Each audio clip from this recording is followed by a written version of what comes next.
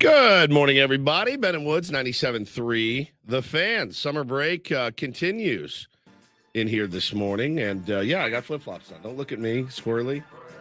Actually looking at your concert T-shirt. Yeah. Hannah made me buy this one. I would not have selected it for myself. But she said the kids would love it. So I said, okay. So she bought it for me. Very nice of her. We can get into that in a moment. I'm Woodsy. To my right is the great Paul Reindl. Got his new, different shades than yesterday. I like that, mixing it up. Thank you. I wore my flip-flops today. Went shirtless the first part of the show yesterday because I didn't want to leave you guys in the cold for summer break. But to my left is Benjamin R. Higgins. You've got a bathing suit on. You do have a bathing suit on. Yeah. Bathing suit or swim trunks? Swim trunks. I don't know. I don't know what I call them. I call always them grew up board calling shorts. it Shorts. bathing suit, but yeah, we're not bathing in it though. Yeah, I do that's the a good same point. thing. It's our generation. Paulie's calls it board shorts. Darling, have you seen my bathing suit? a bathing suit. When I grew up, they were trunks. Trunks. My mom one of was those like, ones with the pack of suspenders, trunks. the old style where it went all the way Yeah, up. And all the got, way up. like, You had suspenders on to hold them up. There's a severe lack of suspenders going on these days. I think that's a good thing, ultimately. The fewer suspenders I see on a daily basis, the better. Well, good morning, everybody. It's good to be here with you guys. Yeah, I got the concert tee from the Jason Isbell and the 400 unit show last night. I've got some observations, some stories, as it were. Went to the show. He's one of my favorite artists, has been for a long time. He is essential. I mean, as somebody who speaks words for a living, words are very important to me.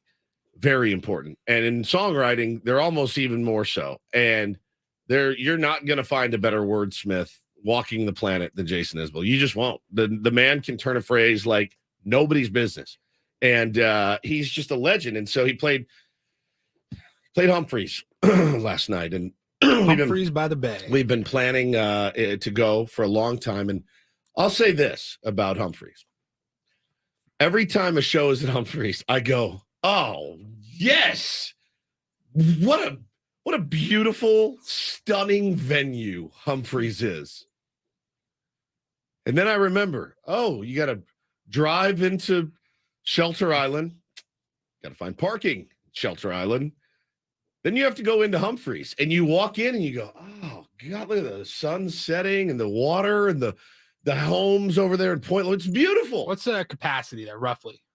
80? Right? I think, maybe. Remember, it's small. It's small. So every The seat's a parking good couldn't seat. have been that bad. Here's the thing. Took me 30 minutes to find a parking spot. There was a yacht party or something going That'll down. do it. So there was all this going. So I pulled in. I'm like, dang, everybody's showing out for Jason Isbell tonight. They're like, actually, no, there's a massive yacht party out there. So Hannah and I were 15 minutes late to Ben, dinner. how was the yacht party? Yeah, how was the It yacht was party? Wonderful. If you know me, I've never been 15 minutes late to anything in my entire life. So I was panicked, like just full on sweaty, the whole bit. Did he have an opening act or? He did. Dear Tick, who's another really, really good band.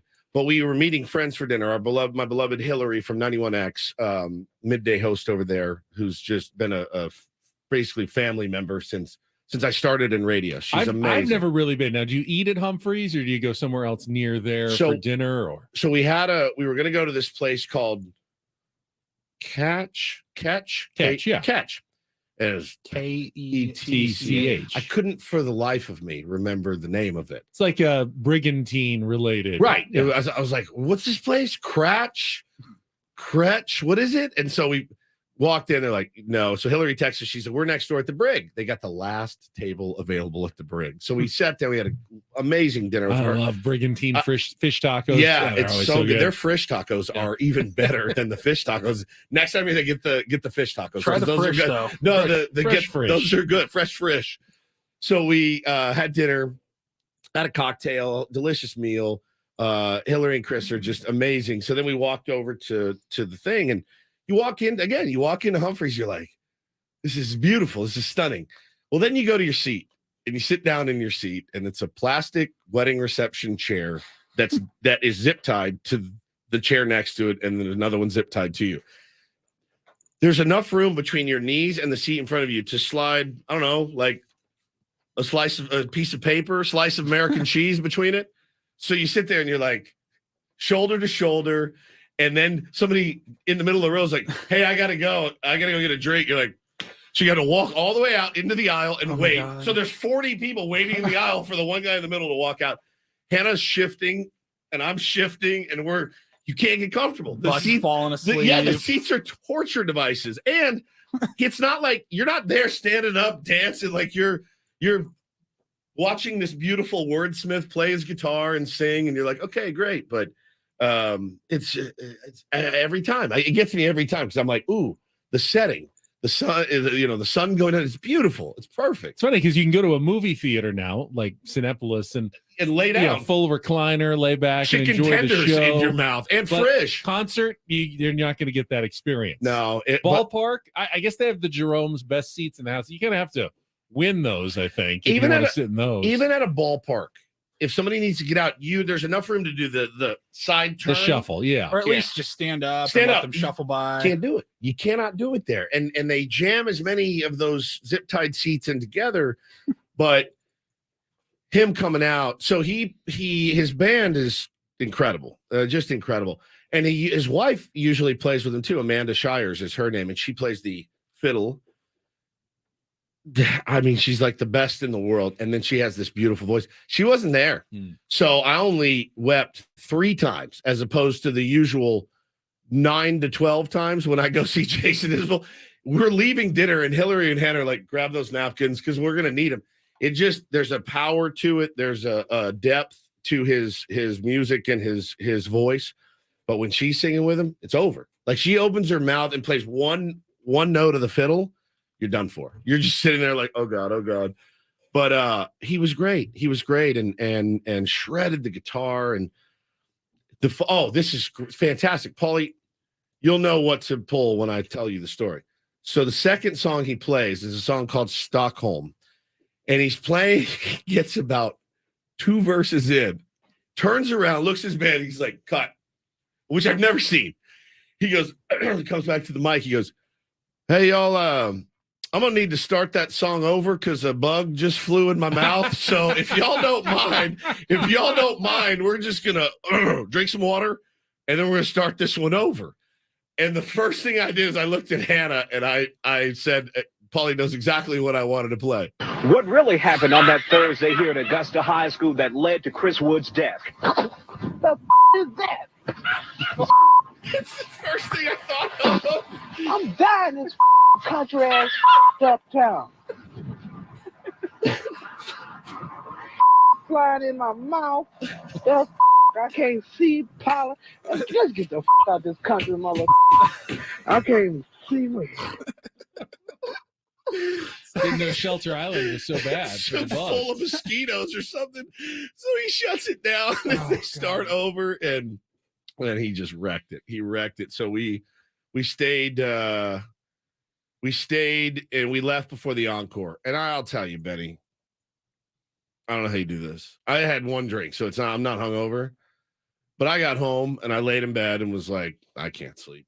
This is terrible. I slept for hour and a half maybe, and up this morning I looked at Hannah, I'm like, I don't know, how does he do this? I just don't know. Like, this can't be healthy. I get more than an hour and a half but yeah, because you can lay down and sleep. Yeah, I just fall right asleep the second it's fine, don't worry about it. Yeah, I fall right asleep. Like the second I decide I want to be asleep, it's gone.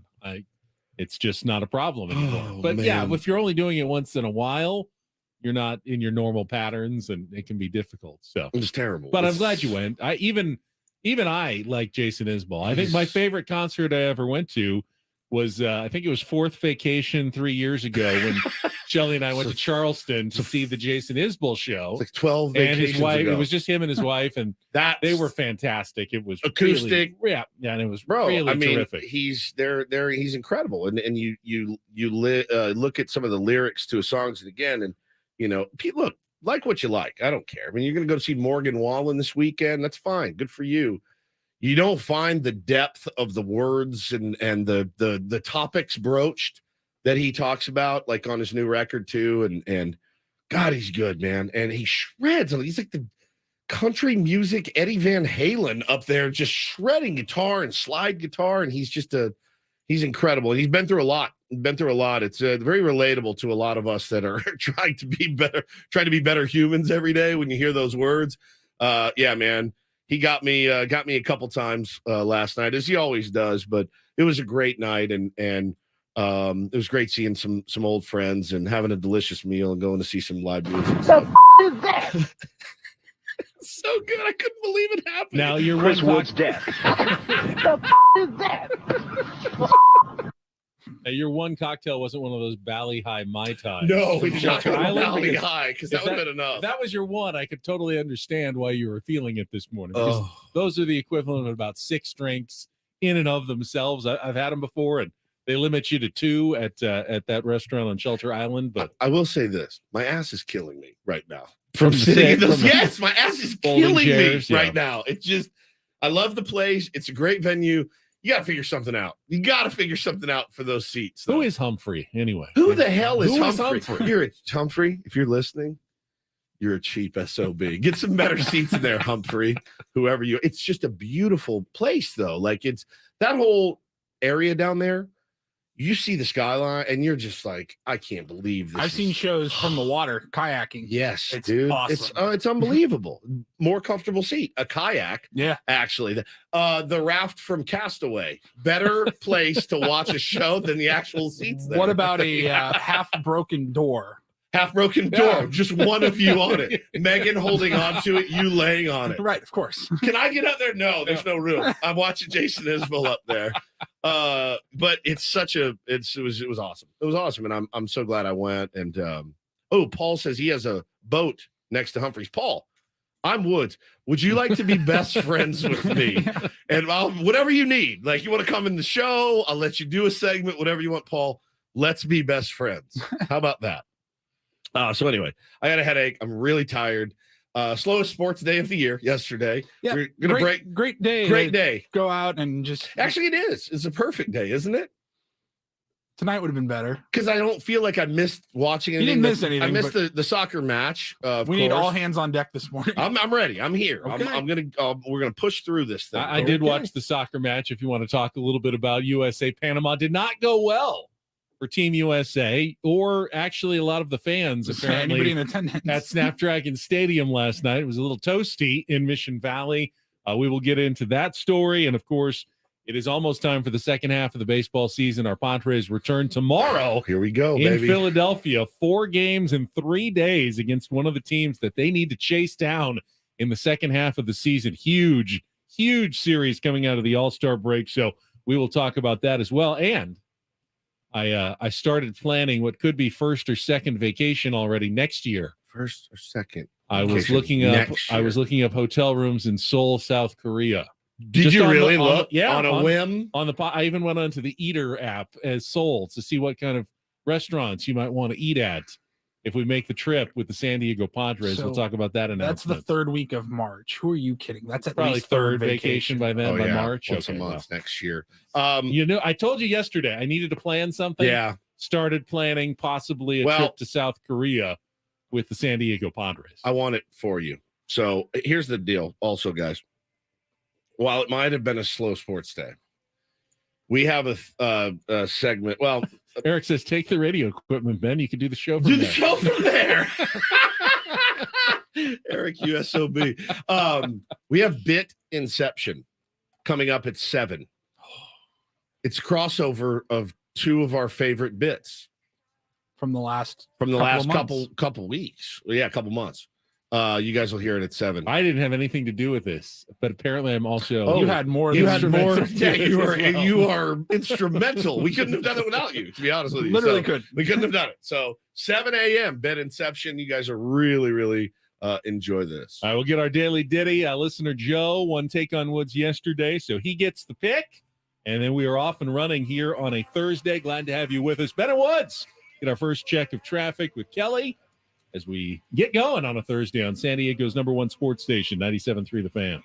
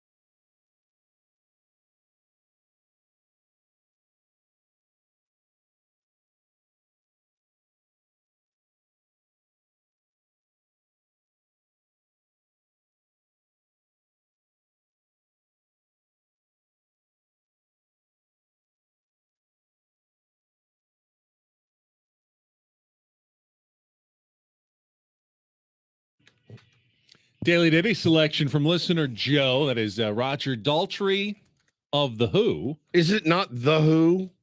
I think it's just this is like a This is solo labeled version. on Spotify Yeah. as Roger Daltrey. But it's from the rock opera Tommy, which Was The Who. it was The Who. It happens to be like So the confused. best musical theater experience of my life. I went to the La Jolla Playhouse before it went to Broadway when it was first just kind of coming up as a show. I went to one of the early performances and I thought, oh, outstanding. Best theater experience of my life was seeing The Who's Tommy at the La Jolla Playhouse. Was outstanding. I could see that. Got into all of these songs. I got the album and listened to it a ton and really got into The Who for a while. You did? Yeah. What the hell is happening? I I'm know. learning.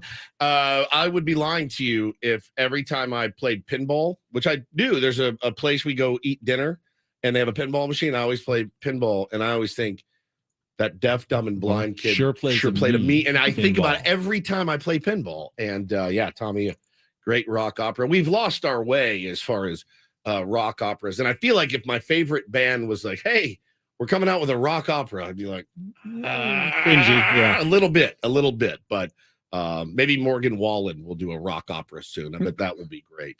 But anyway, so I digress. Great job, Joe. He beat me 5-4 yesterday. And got the Diddy selection. So well done. Felt bad for, I know we have a ton of tier ones who are huge soccer fans. Our friend Craig Elston was the public address announcer last night at Snapdragon Stadium.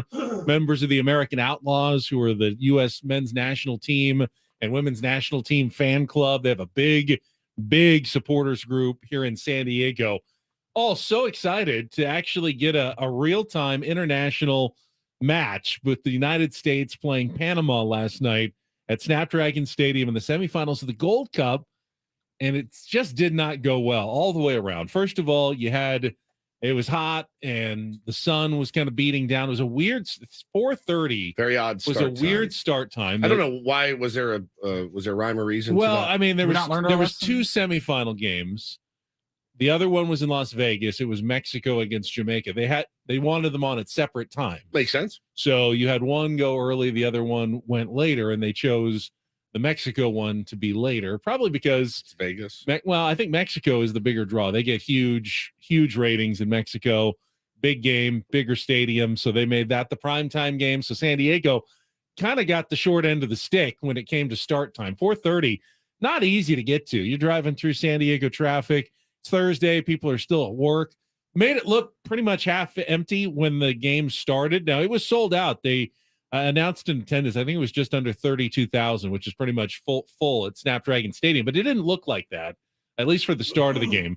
By the second half, it had kind of filled in a little bit as people got there late. But a lot of people weren't even sitting in their seats because they were in the blazing sun. Yeah. It was getting in the high 80s, 90s there in Mission Valley. Not as bad maybe as that first Aztecs game last year at noon when it was 100, but that was still brutal. wasn't that pleasant. People were kind of standing around in the shade. And then the game, U.S. played awful, just terrible in the first half. They were lucky not to have given up a score. No one scored the entire game until extra time. Then the U.S. gave up a goal to Panama. We're down 1-0. It looked pretty bleak. Scored a terrific goal to tie it up. Really amazing goal by Jesus Ferreira at about the 110th minute. First half of the extra time. That was it for the scoring. They went to the penalty kicks, and unlike the quarterfinals when they won penalty kicks against Canada, it's kind of a guessing game in penalty kicks. The goalie is going to jump the right way or not. Ended up losing in the 6th round of penalty kicks, 5-4, and Panama goes on to the final against Mexico on Sunday. So all the waiting and excitement that everyone did kind of got a bit of a disappointing game last night. Rafa says in the chat, the Raider Stadium was empty too, though. He said they should have had Mexico here. We would have packed it up.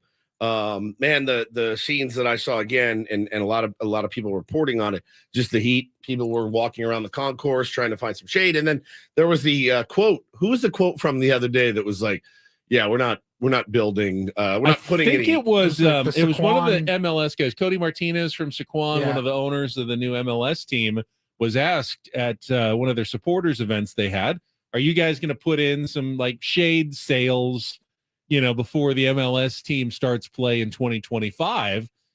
And they said, no, we're not planning on it. It's a big investment. Our games are mostly at night. But he said, stadium looks kind of, unfinished without it though. Like something's missing from Snapdragon Stadium. Yeah, Darnay, our buddy Darnay was there the other day. He said co-owner / Saquon Tribal Chairman Cody Martinez said there's no plan to add shade structure at Snapdragon. So stadium should have been built with one. MLS is not pushing it since matches will be at night. Believes the stadium looks incomplete and will spend $100 million elsewhere. I told you when this story happened, we're in the wrong business. We need to be in the shade sale business.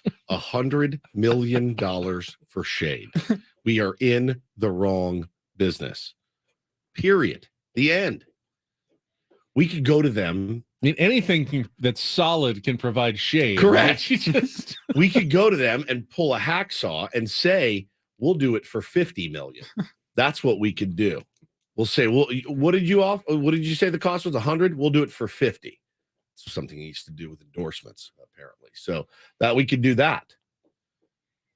Let's start a shade business. Paulie, how hard can it be? How hard can it be? Paulie, you're a resourceful get some SOB. big tarps, and I'll make the calls. Go down to Home Depot, get some of those big blue tarps. I'll make the calls. You guys do the install, and we'll call it a day. We'll whack up our cash and call it a day, man. Let's do it. Done. Shade business. Paulie's at Home Depot today, pulling like some sort of film off to cut and bring home and set up. It's terrible. You gotta make that. If you're this is the thing that bothers me about it. If you're gonna do it all the way. It's like a project I would do in high school, Snapdragon Stadium. Like I've been inside it at night. Spectacular. We hosted an event there. Absolutely stunning, beautiful event. I also did the Seals game. Now, when I did the Seals game outdoor there, luckily for us, we got a gray, overcast day that was nice and cool. It was actually a little bit chilly. So that was perfect. But the way things are going, man, like a lot of sunny days out there, and you don't want another incident like you had at the Aztecs game. I know what you're saying. Why not just spend a little bit more? Right. I think they stretched the budget just to get what they had built. I mean, wasn't easy for them to come up with the 300 million or whatever it was just to get the stadium in place as quickly as they did. They may not have had anything else, any wiggle room to add some bells and whistles to that stadium at the end. They needed to get it open. Is it out of line to suggest though, if you had the resources to build luxury suites, maybe you have the resources to put up some shade? Just finish the job, man. Just finish the job. Make it as perfect as you can. See, now luxury seats make more money though. Correct. Than shade. Shade doesn't necessarily. You can't sit on the shade. I mean, eventually, if people stop coming because it's too hot, you're going to say, lose money. Guess we wish we had put shade in, but so far they're still coming. They're just uncomfortable when they're there. I thought I'd throw a little shade since we were talking about shade this morning. All right, we'll come back. Big announcement yesterday from Major League Baseball involving the San Diego Padres. Also has the effect of maybe tying the hands of AJ Preller a little bit, at least until next season. We'll talk about all of that coming up, and want to know if you've got plans to head to Korea to watch your baseball team. You can give us a call, 833-288-0973. A bucket list trip, or are you happy to watch it on television in the middle of the night in March next year? Going to change spring training, I think, a lot. A lot of things. Think about the impact of what this announcement is going to have on your San Diego Padres. World Baseball Classic. Korea. We just have a normal spring training. Built-in excuses. It's going to be different. Well, guys, I mean, the reason we got off to a slow, we had the Soul Series. We were exhausted. Here we go again. We'll give you some of those details if you didn't see them coming up next with Bennett Woods on San Diego's #1 sports station, 97.3 The Fan.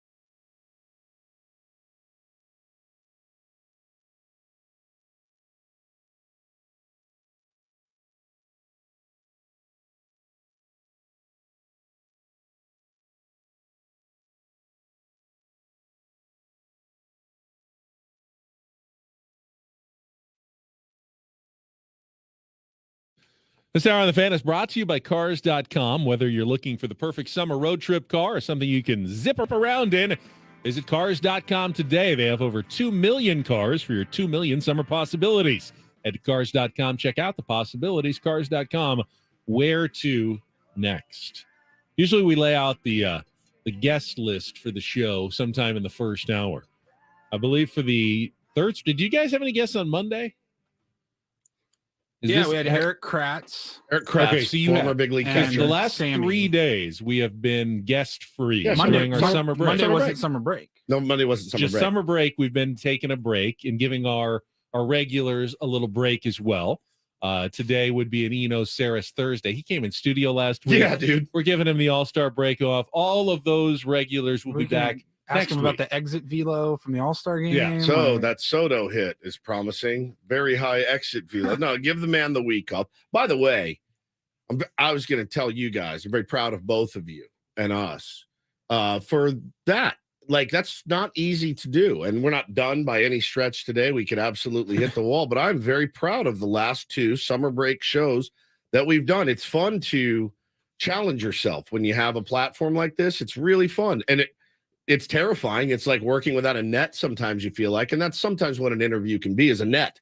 You're like, cool, let this guy talk for a while and we'll take a little bit of a breather. But I'm very proud of us. We've done some good stuff this week, and we got more good stuff to come in just 20 minutes. Bit Inception. You guys are going to love this. When the guests do return, of course, they always appear on the Premier Chevrolet of Carlsbad fan hotline. Save money the right way with Premier Chevrolet of Carlsbad. Visit them today in the Carlsbad Auto Mall. Chevrolet, find new roads. If you haven't figured it out by now, I have to read that every hour, whether or not we have guests on the program, which is little why behind the curtain there. I sneak it in there. Callers could be considered guests, though, and we'd love to hear from you. 833-288-0973. I want to know if it hasn't been great. I want to know if Padres fans are planning a trip to South Korea, and if they really have thought it out, what it's going to be like, and what this looks like for the San Diego Padres to start next season. After yesterday's announcement, we'll talk about it right after this check of traffic on 97.3 The Fan. From the Premier Chevrolet of Carlsbad Traffic Center, part of the Premier Auto family, here's Kelly Danick. Not too bad of a ride on our freeways at this time. We do have a crash on the coastline northbound of 5. This is past Las Vegas. A couple vehicles involved in this one. They are over the right shoulder. I'm Kelly Danick with Ben & Wood, San Diego's #1 sports station, 97.3 The Fan. So it's been rumored a few months now, I think, when we first heard about the possibility of the Padres opening the 2024 season overseas. But yesterday it was made official by Major League Baseball, making an announcement. Several games of their World Tour, Mexico City, London, some spring games in the Dominican Republic, and, of course, the first ever regular season games and season opener in Seoul, South Korea, between the Padres and the Dodgers, who will play games very early on March 20th and 21st next season, the first 2 regular season games of the year. Full week and a half before the actual season starts. Padres are going to go to Korea, going to spend about a week in Seoul, Korea, and get 2 regular season games under their belt before they return to the United States in Petco Park for their United States opener later in the month of March. It is a 12-hour and 39-minute flight from here, from San Diego. I'm assuming you probably may want to fly out of LA. I don't know why, but price. So we're on the Padres flagship. I've just been wrestling with myself. How much of a stink do we want to make about going? Now we are up for contract renewal, right? Our contract expires at the end of the year. Is this something you guys want me to pitch a fit about or no? Should we write It's it up in? to you. I mean, I would love to go. On your dime? Well, not completely on my dime. How much of your dime are you willing to spend?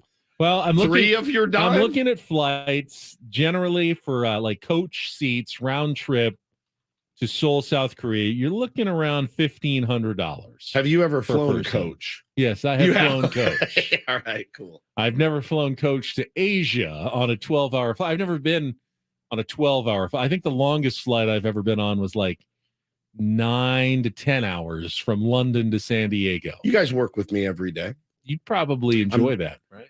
I'm very fidgety, as you know. 4 hours. Took me 30 minutes to find parking. Yes, last night, and I almost died. I don't know if I have it in me to do this trip. I don't know if I'm. The seats will be at least as comfortable as Humphreys. It's like a Humphrey.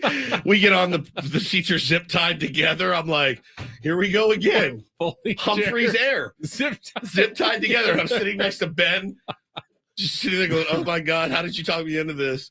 Just chewing Xanax. Woods, you are in row 38B, right by the crapper between A and C, all the way to Asia. Let's see. So what dates of the games? March 20th, 20th and 21st? 21st. So when we want to get in on like Monday the 18th. Well, the Padres are going like a week early, so you definitely want to get in an Expedia here. At least 2 or 3 days early. Okay. I mean, you're not going to go to Asia for a weekend. How about Sunday to Saturday? You need to make it. Yeah. All right. Sunday to Saturday. Let's plug that in. Flights from San Diego. 3 travelers. You're putting together a rooms. together a package as to what this we'll just hash this retail out just right here on costs the right on the internet. Yeah. We have nothing else to do. Nothing. Unless you guys want us to talk about the ESPYs last night. Well, I mean, this is a service to Padres fans who are probably, I'm sure there's a lot of people who are thinking about a bucket list trip.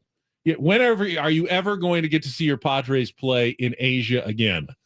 This would be your opportunity. They're going to play in a. If that was on your bucket list, see my Padres play in Asia, then yeah, you're pretty stoked about this. They're going to play in the same stadium where Ha-Seong Kim used to play with the Kiwoom Heroes. It's on the south side of Seoul. It's only about 19,000 seats. It's a small little dome where they play their home game. So tickets are probably going to be pretty pricey, pretty coveted to get into just 2 Major League Baseball games for a country that's never seen an actual Major League Baseball game. But they're pretty baseball crazy. The KBO, very popular in that country, and Ha-Seong Kim, of course, very popular. So you got to think that there's going to be a pretty high demand just to get tickets for those games in South Korea next year. It's all going to add up pretty quickly. Is there not an Italian team we can play somewhere in Italy, perhaps, or like Spain?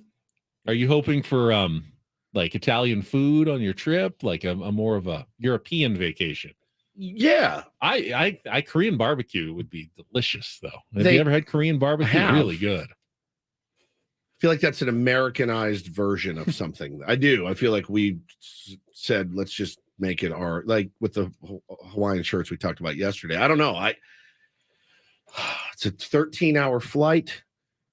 The jet lag. Have you put together a package yet, Paul? Paul's working on a package. Travel agent Paul over there. So flights, everything together to get to South Korea. Here Brad says out of LAX.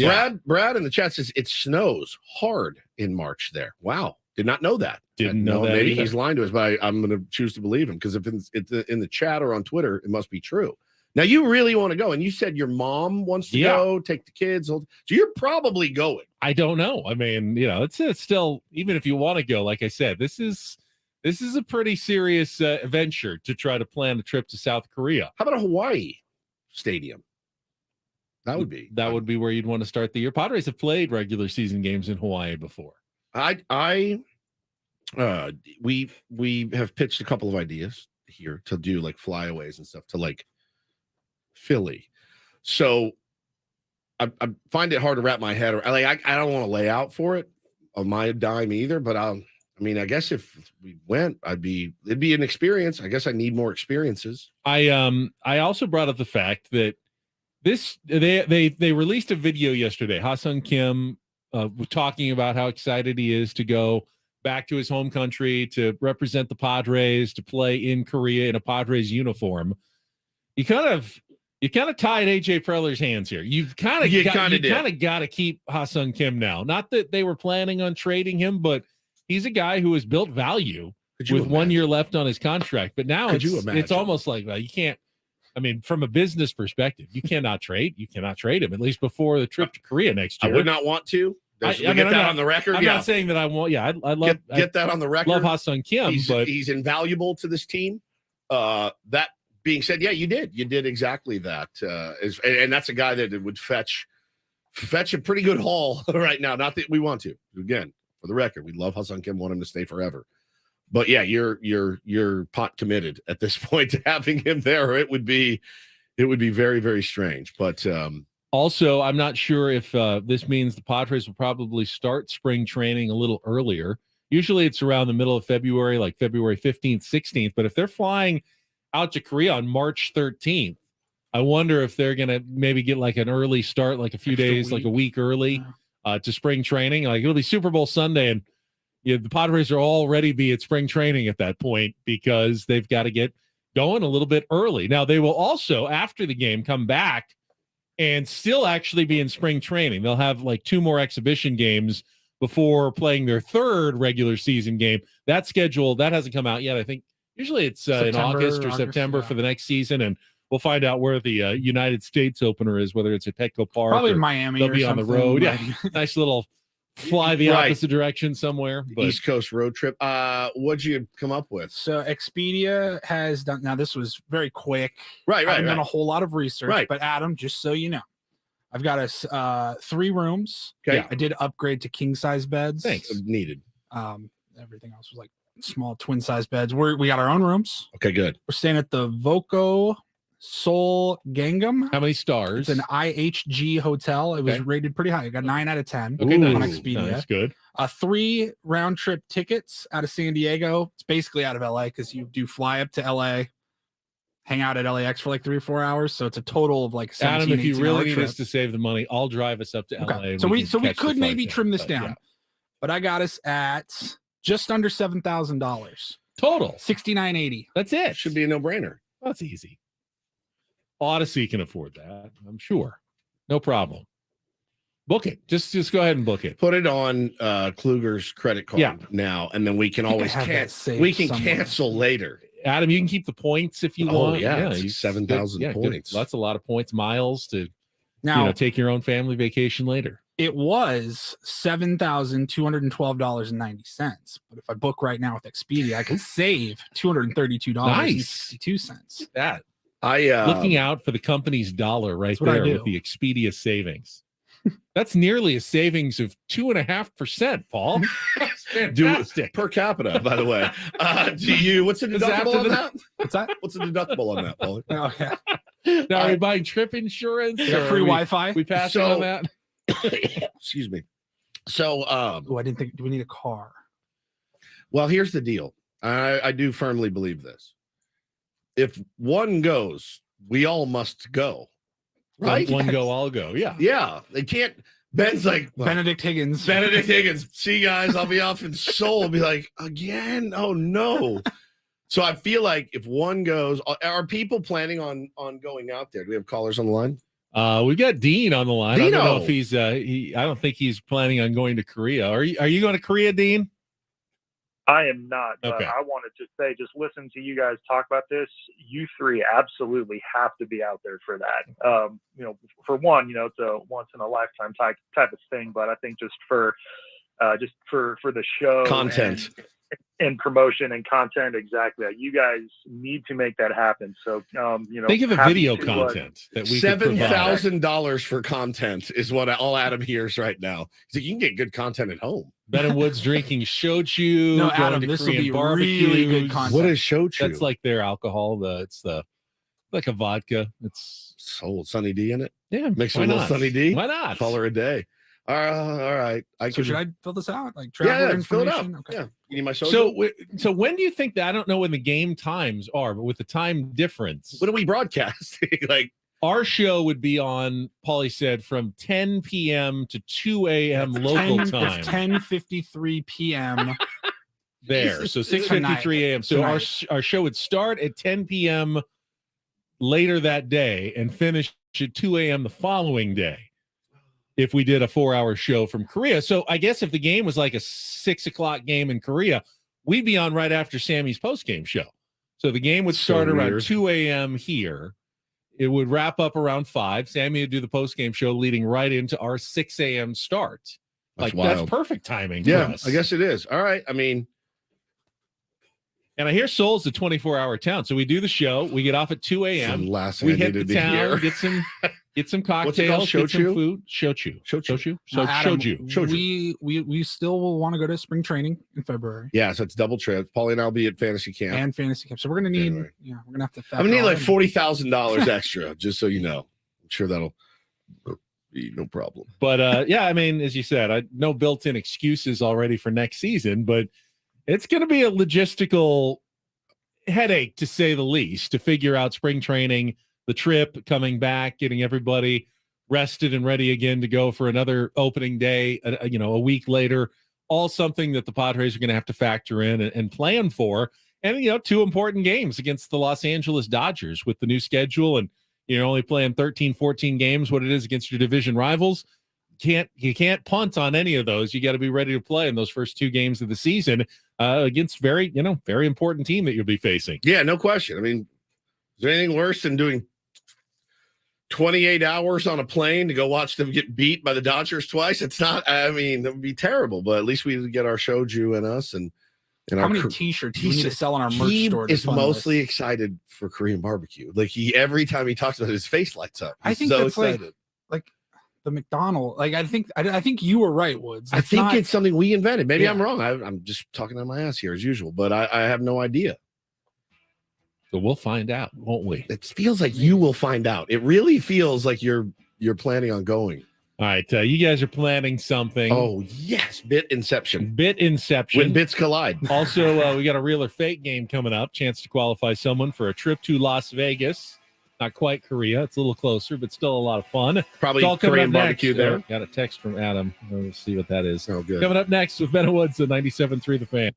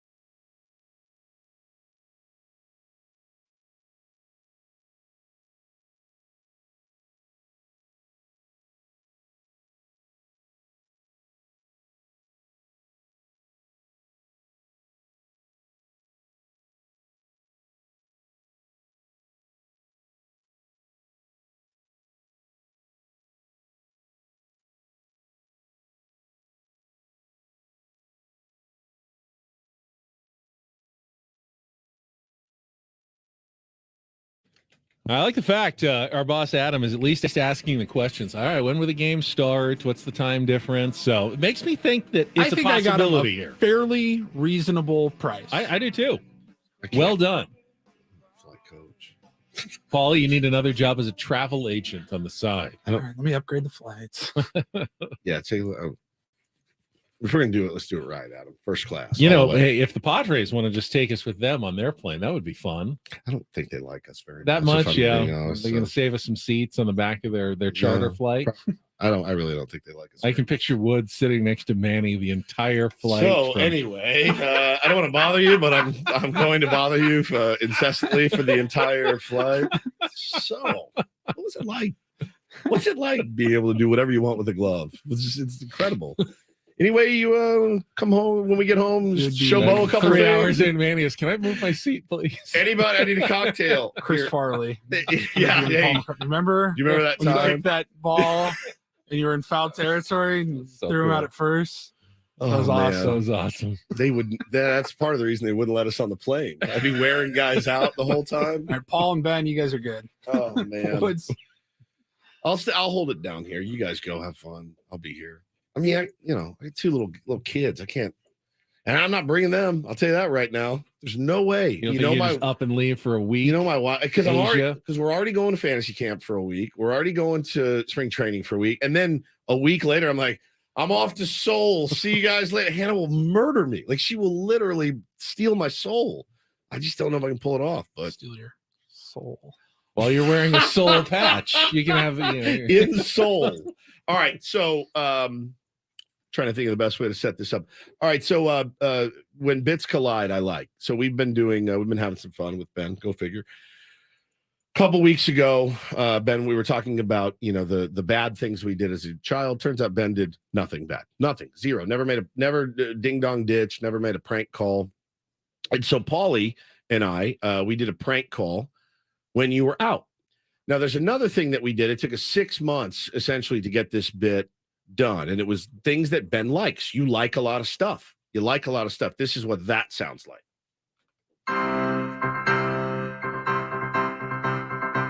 I like good, juicy, sweet strawberries. I like a good marching band. I like a good thin pancake. I like a Nickelback song or two. I like a barbecue chicken pizza. I really like those seeds. I like a midnight buffet. I kind of like the smell of soft scrub. I like more of a small derriere. I like cake. I like Ed Sheeran. I like both a hamburger and a cheeseburger. I like clocks. I like how I've kind of set up my life. I like grasshopper pie. Oh no, I like it creamy. I like good, firm banana. I like just looking out at the sea. I like eating. I like moist. I like curry. I like big butts. I like fried Brussels sprouts. I like more of a firm filling. I like corn. I like Nordstrom. I do like musicals. I like pepperoni. I like nice hotels. I like Nick getting a start today. I like nuts. I like Steph Curry. I like that song. I like Squirt. I like sake. I like San Diego State. I like Straight Up, Paul Abdul. I like the beef and broccoli. I like to mix it up. I like science experiments. I like that song. I like the crispiness of the waffle. I really like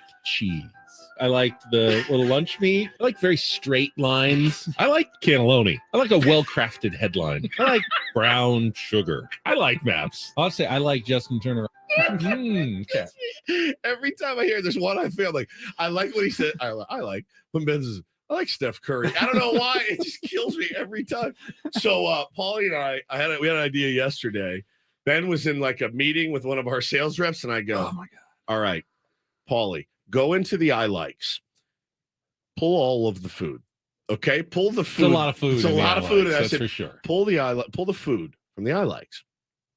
So we this one I didn't have an hour and a half to try 400 different places. So I went to somebody I know and I called his place of employment. It's our pal Rob Zilla, who works down the hall. He owns Crossroads Deli, which is fantastic. They make delicious sandwiches. And we gave Rob Zilla the business. He had no idea. Crossroads Deli. Good morning. Hi, good morning. Can I take your order? How is it hanging? Can I take your order, please? I like eating. Yeah, I'm glad you do. You called the right place. Number 45. I like a good thin Number 40. pancake. You like a what, sir? I'm sorry? I like a good thin pancake. A thin pancake? We don't have pancakes here, sir. You called a sandwich shop. I like a barbecue chicken pizza. I've got a barbecue chicken sandwich special, which we have on Thursdays this week. I really like Fritos. I have Dirty Brand chips, which are great, but we don't offer any of the Frito-Lay products. I'm so sorry. Anything cream cheese based? I got a bagel and cream cheese. That's about the best I could do for you. I like fried Brussels sprouts. Not at a sandwich shop, sir. You know, we got meat, cheese, between bread, some vegetables, but yeah, that's not a vegetable we'll put on a sandwich. Let me ask you, what was the score of the Aztecs game? Zilla? Yeah. It's Woodsy. Hey, Woodsy. Did that voice sound familiar? I'm so come sorry. to think of it, it haunts me during my morning commutes and my 10 p.m. broadcast. I'm so very sorry for pranking you. Can we air this call, by the way? Why not? Yes, thank you, Zilla. You're the best. Those are things Ben likes, and we thought let's call Crossroads Deli, best sandwiches in San Diego, my friends. And we've done this bit before, but with Ben pranking people because he's never made a prank call. But I wanted to do yours. Plus, we can give you a shout out for your kick-ass deli, Crossroads Deli, 9085 Judicial Drive, Suite 100, San Diego, California. Everyone, get in there. Get yourself a fresh sandwich from Zilla. Nobody does it better, dude. You're the best. Oh, thank you, guys. And get back to work. We're sorry. No, you're good. You're good. Thanks for the call, guys. Love you, man. Wait, you want a sandwich, though? I do. I'll come by for a sandwich right now. Sounds good. He's the best. At least dude. he called before rush hour. Yeah, right? yeah. I don't was feel like as bad. And he got a good plug for his business. it was like too, 10:30. And but Zilla, you can he's so high energy and he's so positive and he's like trying to be nice because it's like he knew but he didn't know, so he's just trying to play along. I mean, he is he's incredible, dude. Incredible guy with incredible sandwiches. I hear he's adding thin pancakes to his menu just in case. Sure, this is a fried Brussels This sprouts. is a anything cream cheese based. I like. Oh God, it's just brilliant stuff. So thank you, Zilla, for letting us wear you. Oh, by the way, I mean, if you're a friend of mine and you own a business, there's a decent chance you're going to get a call pranked soon at some point. It was just much easier to call somebody that you knew and you knew was going to answer the phone. So anything cream cheese based. I got a bagel and cream cheese. That's about the best I could do for you. So the two bits collide. This is great. Speaking of calls, need a caller for real or fake. If you want to qualify for a trip to Las Vegas, get ready to play our game in about 2 minutes. 833-288-0973. Call now, 833-288-0973. Don't forget the Odyssey app always lets you jump back to the moments you missed on 97.3 The Fan. And who knows, you might get a great moment like Woodsy and Paul just put together there. You can just click to listen on demand, catch a guest, a feature, or a funny Inception bit, just like that. We got you covered. Download the free Odyssey app. Search 97.3 The Fan. Tapped earlier today to get started. All right. Why don't we get some people calling in? Let's just get to it. It's time to play a Throwback Thursday edition of Real or Fake. Some are here for the compelling sports talk with Ben and Woods. Yeah, you can go plow through another donut.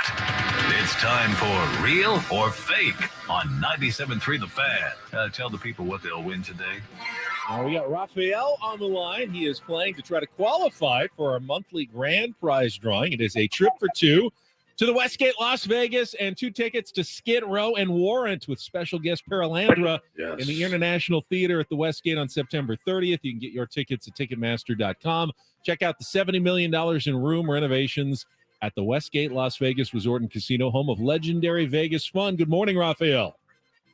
What's up, guys? How you doing, buddy? You got everyone here. You got Woodsy. He can help you out on Real or Fake. You just need to get at least 4 of the 7 right, and we'll put your name into the drawing. So here is your category today. Last night's ESPY Awards were the first ever without a host. It has something to do with the Hollywood writers' strike. Paulie says it was supposed to be Kevin Hart, but he couldn't do it because he was solidarity with the writers. Yeah. So they went host-free. They had different presenters. I guess Pat McAfee got up, just different ESPN people. You guys got to earn that check somehow, so, dude. So today on Real or Fake, I'm going to test your knowledge of actual ESPYs hosts. I'll name a celebrity. Okay. You tell me if they're ever a real host of the ESPYs or a fake who has never hosted the award show. I love that our pal Ben, on the slowest day of the sports year, still does his real or fake Sports. about sports. All right, Raphael, you ready to play? Yeah, let's do this. All right, real Start or off with that. fake ESPY host, round one. Will Ferrell. This is Rafa from the chat. Hey, Oh, Rafa, nice. how you Hey, doing? Rafa, All how right, you doing, real or buddy? fake? Will Ferrell, did he ever host the ESPYs? Oh, it seems like a easy one, but I'm gonna say Fake is correct. Oh. Never hosted the Surprises ESPY Awards. me. Would be kind of one of the ideal selections, but he did not. All right, that is 1 point for Rafa. Let's go to round two. Dennis Miller, real or fake ESPYs host? that's got to be real. That is, he hosted the first two, in fact, in 1993 and 1994. That is 2 for 2. You're well on your way to We've been doing victory this here. for 30 years. All right, let's try round three. Let's go with John Hamm, Mad Men. Real or fake, Rafa? Big sports guy. Woodsy, what you got? He's a big sports guy, huge sports guy, but it feels beneath him. It does. I'm going to say fake. Rafa? Let's go real. I Oh, love you you. With bastard. Oh, wow. You went against Woodsy. And he's right. Smart. He's right. Yeah, good for you. What's beneath John Hamm? He's in like every other commercial that's on true. television That's right true. now. I just don't. I really Hosting don't the like. I ESPYs don't is like the beneath that ESPYs, guy? man. I do not like the ESPYs. All right. I'm anti-ESPYs. You might be an ESPYs host if you're Host. Jeff Foxworthy, real or fake. you might be from Bressie. I don't think that's gonna. Maybe you do a NASCAR one, but I'm gonna say fake. Fake. He actually did host the Oh my ESPYs in God. 1997. That's all right. It's only your first miss. You got 3 right. Golf. I can't believe All right, I'll let's chase go, that little ball around the hole. Let's go Tony Danza. Oh, Real or fake ESPYs Tony host? Close, Angela. Tony Danza. Where's Angela? Tony Danza. Let's go with fake again. Hosted the year before Jeff Foxworthy in 1996. Uh-oh, we're now on a little bad run The here. 90s were weird. All right, come on, don't, Very all right, weird. don't mess it all Dennis up. Miller, Jeff Foxworthy, And and Tony Tony Danza. Danza. All right, let's go with something more modern. Real or fake ESPYs host? Tracy Morgan. Real or fake, Rafa? Woodsy, I know I went against you, but I'm gonna go with you. I'm gonna jog your memory again. Don't Yeah. do this, man. Do not do this. Is this the last one? No, there's 2 left. You All got right, you I'll got a say- buffer still. I'll say real. He says real. You gonna go with him, Rafa, or are you gonna go against I'm him? gonna go with him this time. Yeah. That's smart because Tracy Morgan hosted in 2019, and that is a win. Congratulations. Rafa, hang on the line. Paul will get your information, get you into the drawing for Las Vegas. Last one for you, Woods. Okay. Kevin Costner. Real. No, he did not host the ESPYs. Now, that might be beneath Kevin Costner. Yeah. This sports guy, He obviously, loves sports. but did not host the ESPY Awards. So, Ooh. all right, good job, Rafa. You've qualified for the trip to Las Vegas, real or fake. We've got Don't Do This coming up next. Let's see. I had a Don't Do This story. What was it?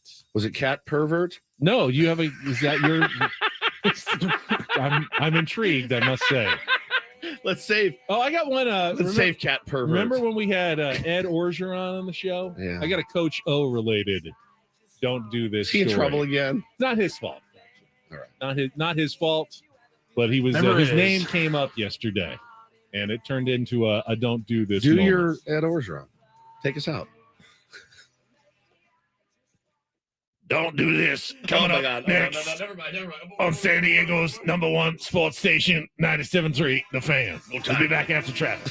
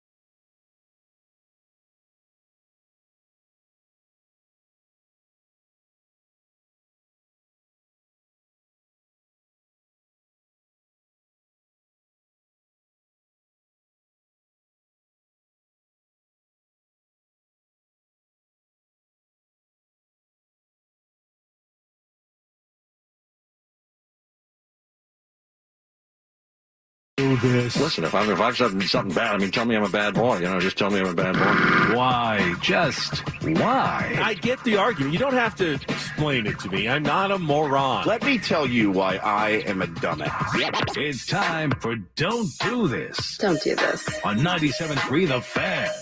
By the way, I forgot to mention, while Rafa was winning Real or Fake, that it was brought to you by Home Turf. Save time and water with pet-friendly, always green grass, and get a free consultation by calling the team at Home Turf at 888-4SD-TURF or go to sdhometurf.com. You won't know if it's real or fake. It all just looks like grass. All right, I will start Don't Do This with what could actually be kind of a hilarious report. This one made no sense when it came out yesterday. Inside NU, that's Northwestern University's Bradley Locker, reported yesterday that as they're looking for a new coach to replace the fired Pat Fitzgerald, that one name that has popped up and showed interest in the job is none other than former LSU coach Ed Orgeron. Doesn't seem like a cultural fit between Coach O and Northwestern, which is kind of like the Ivy League school of Chicago. Yeah, it would be an odd. It just seemed like a very weird match. Also, and one scandalous coach to the next. Yeah, right. it doesn't. Yeah, that it's. You're going to hire him, for just no keep one the other at guy. all. So it wasn't a surprise to a lot of people that Bruce Feldman, college football reporter, less than a couple hours later said, "Just talked to Coach O. Says he's expressed no interest in the Northwestern job. It's not something that he is really interested in." However, at thebiglead.com, they kind of wrote something that does make sense. So Ed Orgeron went to school at Northwestern State. Which is where? Which is, I think, down near Baton Rouge. Oh, okay. Makes more sense. And while they currently have a coach, it's been speculated that, maybe a nice spot if Ed ever wanted to get back into coaching, a smaller school, a place like Northwestern State might be ideal for him, his alma mater, to return to coaching at some point after he pretty much walked away from the game. He was at the top of the game.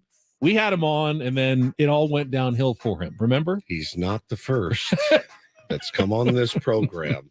Do we have any audio still of Coach O's appearance? He's not the first. With he's not Benwood. the second. He's not the third. He's like the 69th. Yeah. We don't, don't break your back. He just pretty much, he started enjoying the fruits perks of single being a national championship coach a little too much. Yeah. And he, I believe, was recently single and got himself in a little bit of hot water, as it were. Ben, do you remember, Paulie, do you remember Jolt Cola? I do remember Jolt. Yes. I was in high school when Jolt was a thing. I was too scared to try it. Seemed like it might be dangerous. I was going to ask you, had you ever tried? I knew the answer, but I was going to ask you anyway. As you can imagine, my friends and I really enjoyed Jolt Cola. Felt like at it was something 14. for truckers to drink to stay awake on those long overnight hauls, or 14-year-old kids looking for a little energy boost, like you need it when you're 14. But double the sugar, double the caffeine. Yeah. Wasn't that their slogan? Yeah, that was their bit. Logan Paul, boxer and wrestler, recently engaged. I think I saw. He started this energy drink company with KSI, Paulie, and they did this energy drink. It's called Prime, and they do an energy drink and they do a hydration drink, and it got pulled from shelves, Ben, in Canada because Health Canada said that there's too much caffeine in the energy drink, so they pulled it from the shelves. Sure, it's not a Mike Tyson it's sponsored drink here. It's 2 cans of Red Bull in one, essentially. Now, half a can of Red Bull sent you to the hospital on a gurney, in an ambulance. Yeah, what I wouldn't do. I don't think I would. Did nobody like to try Logan Paul's drink? Did nobody roll tape on that video? Higgins is not down. Like we weren't at a television station. I know. Exactly. There's cameras everywhere. We got an emergency going on in our own newsroom. What happened to him? Oh, he got half of a Red Bull. Take him to the hospital. So, this is not going to go well for him. But they did pull it from the shelf. He, of course, went to TikTok to defend it and said, listen, your kid, don't drink this one. Drink this one. This one's for hydration. This one's for energy. But the kids are going to go get – if you can buy both, what do you think the kids are going to buy, Logan? They're going to go buy the energy drink. It's not like drink. They require an ID to buy an energy 100%. drink. So 2 Red Bulls in one can. And so they have pulled it from the shelves. And we'll see what happens. I have not tried the prime drinks yet. Quickly before do this, I got the update on Ed Orgeron. Oh, good. Now, when did we become a show? That was March of 2018. Okay, so I'm looking it up. Ed Orgeron was with USC a couple times, but 2010 to 2013. So we were not a show then. Correct. I forgot about this. This is how we introduced Ed Orgeron a few years back. Ed Orgeron. Coach O is with us here on Ben and Woods on 97.3 The Fan. Coach, it is great to have you on this morning. Outstanding. I used to listen to you guys going to work every day for 11 years, going up that 405 to the 110 to SC. So I'm glad to be on the show. No. I appreciate it. I like, but that's a bold-faced lie. Yeah. Who did he think we were? I'm not sure. Who was on a station he could have heard mornings from 2011 to 2015? Who was the morning, like at the old station? Who was the morning? Might have been like Mason in Ireland or He something thought like Ben that. and Woods and Mason and Club Ireland. Pilates. Yeah, could have been Hacksaw. He was on the mornings for a little while. You could We never sound like confuse Hacksaw a us little bit. with that ever. Thank It's nice God that he tried to, pay us a I compliment. know, I've been listening to your band for 30 years. We actually just started. First record just came out. Yeah, that's what I mean. That's what I said. It was. I forgot about that too. I remember my face went white. I was like, oh no. Anyway, so congrats on the natty. Don't remember if Coach O ever won an ESPY award, but I got to do this from last night's ESPYs. As much as mega doo-doo. As much as the ESPYs are terrible, you do get some good moments. You get great moments You after get the fact. After the You have fact. to I watch played it on the 11 o'clock news. It was my favorite moment of the day. They gave away a ton of awards, including some special awards. The Pat Tillman Award for Service yesterday was presented by DeMar Hamlin of the Buffalo Bills, and he came on, and he was already kind of in tears when he introduced the winners of the Pat Tillman Award.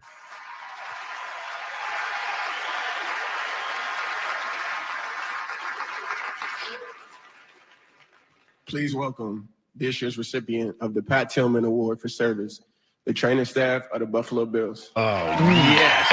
And then he puts his hands in his face. They and walk up. He's like sobbing. They just held And they him all give him for hugs, pat him on for the like back. a minute. Oh, that's awesome. Great He moment. was completely just broken down.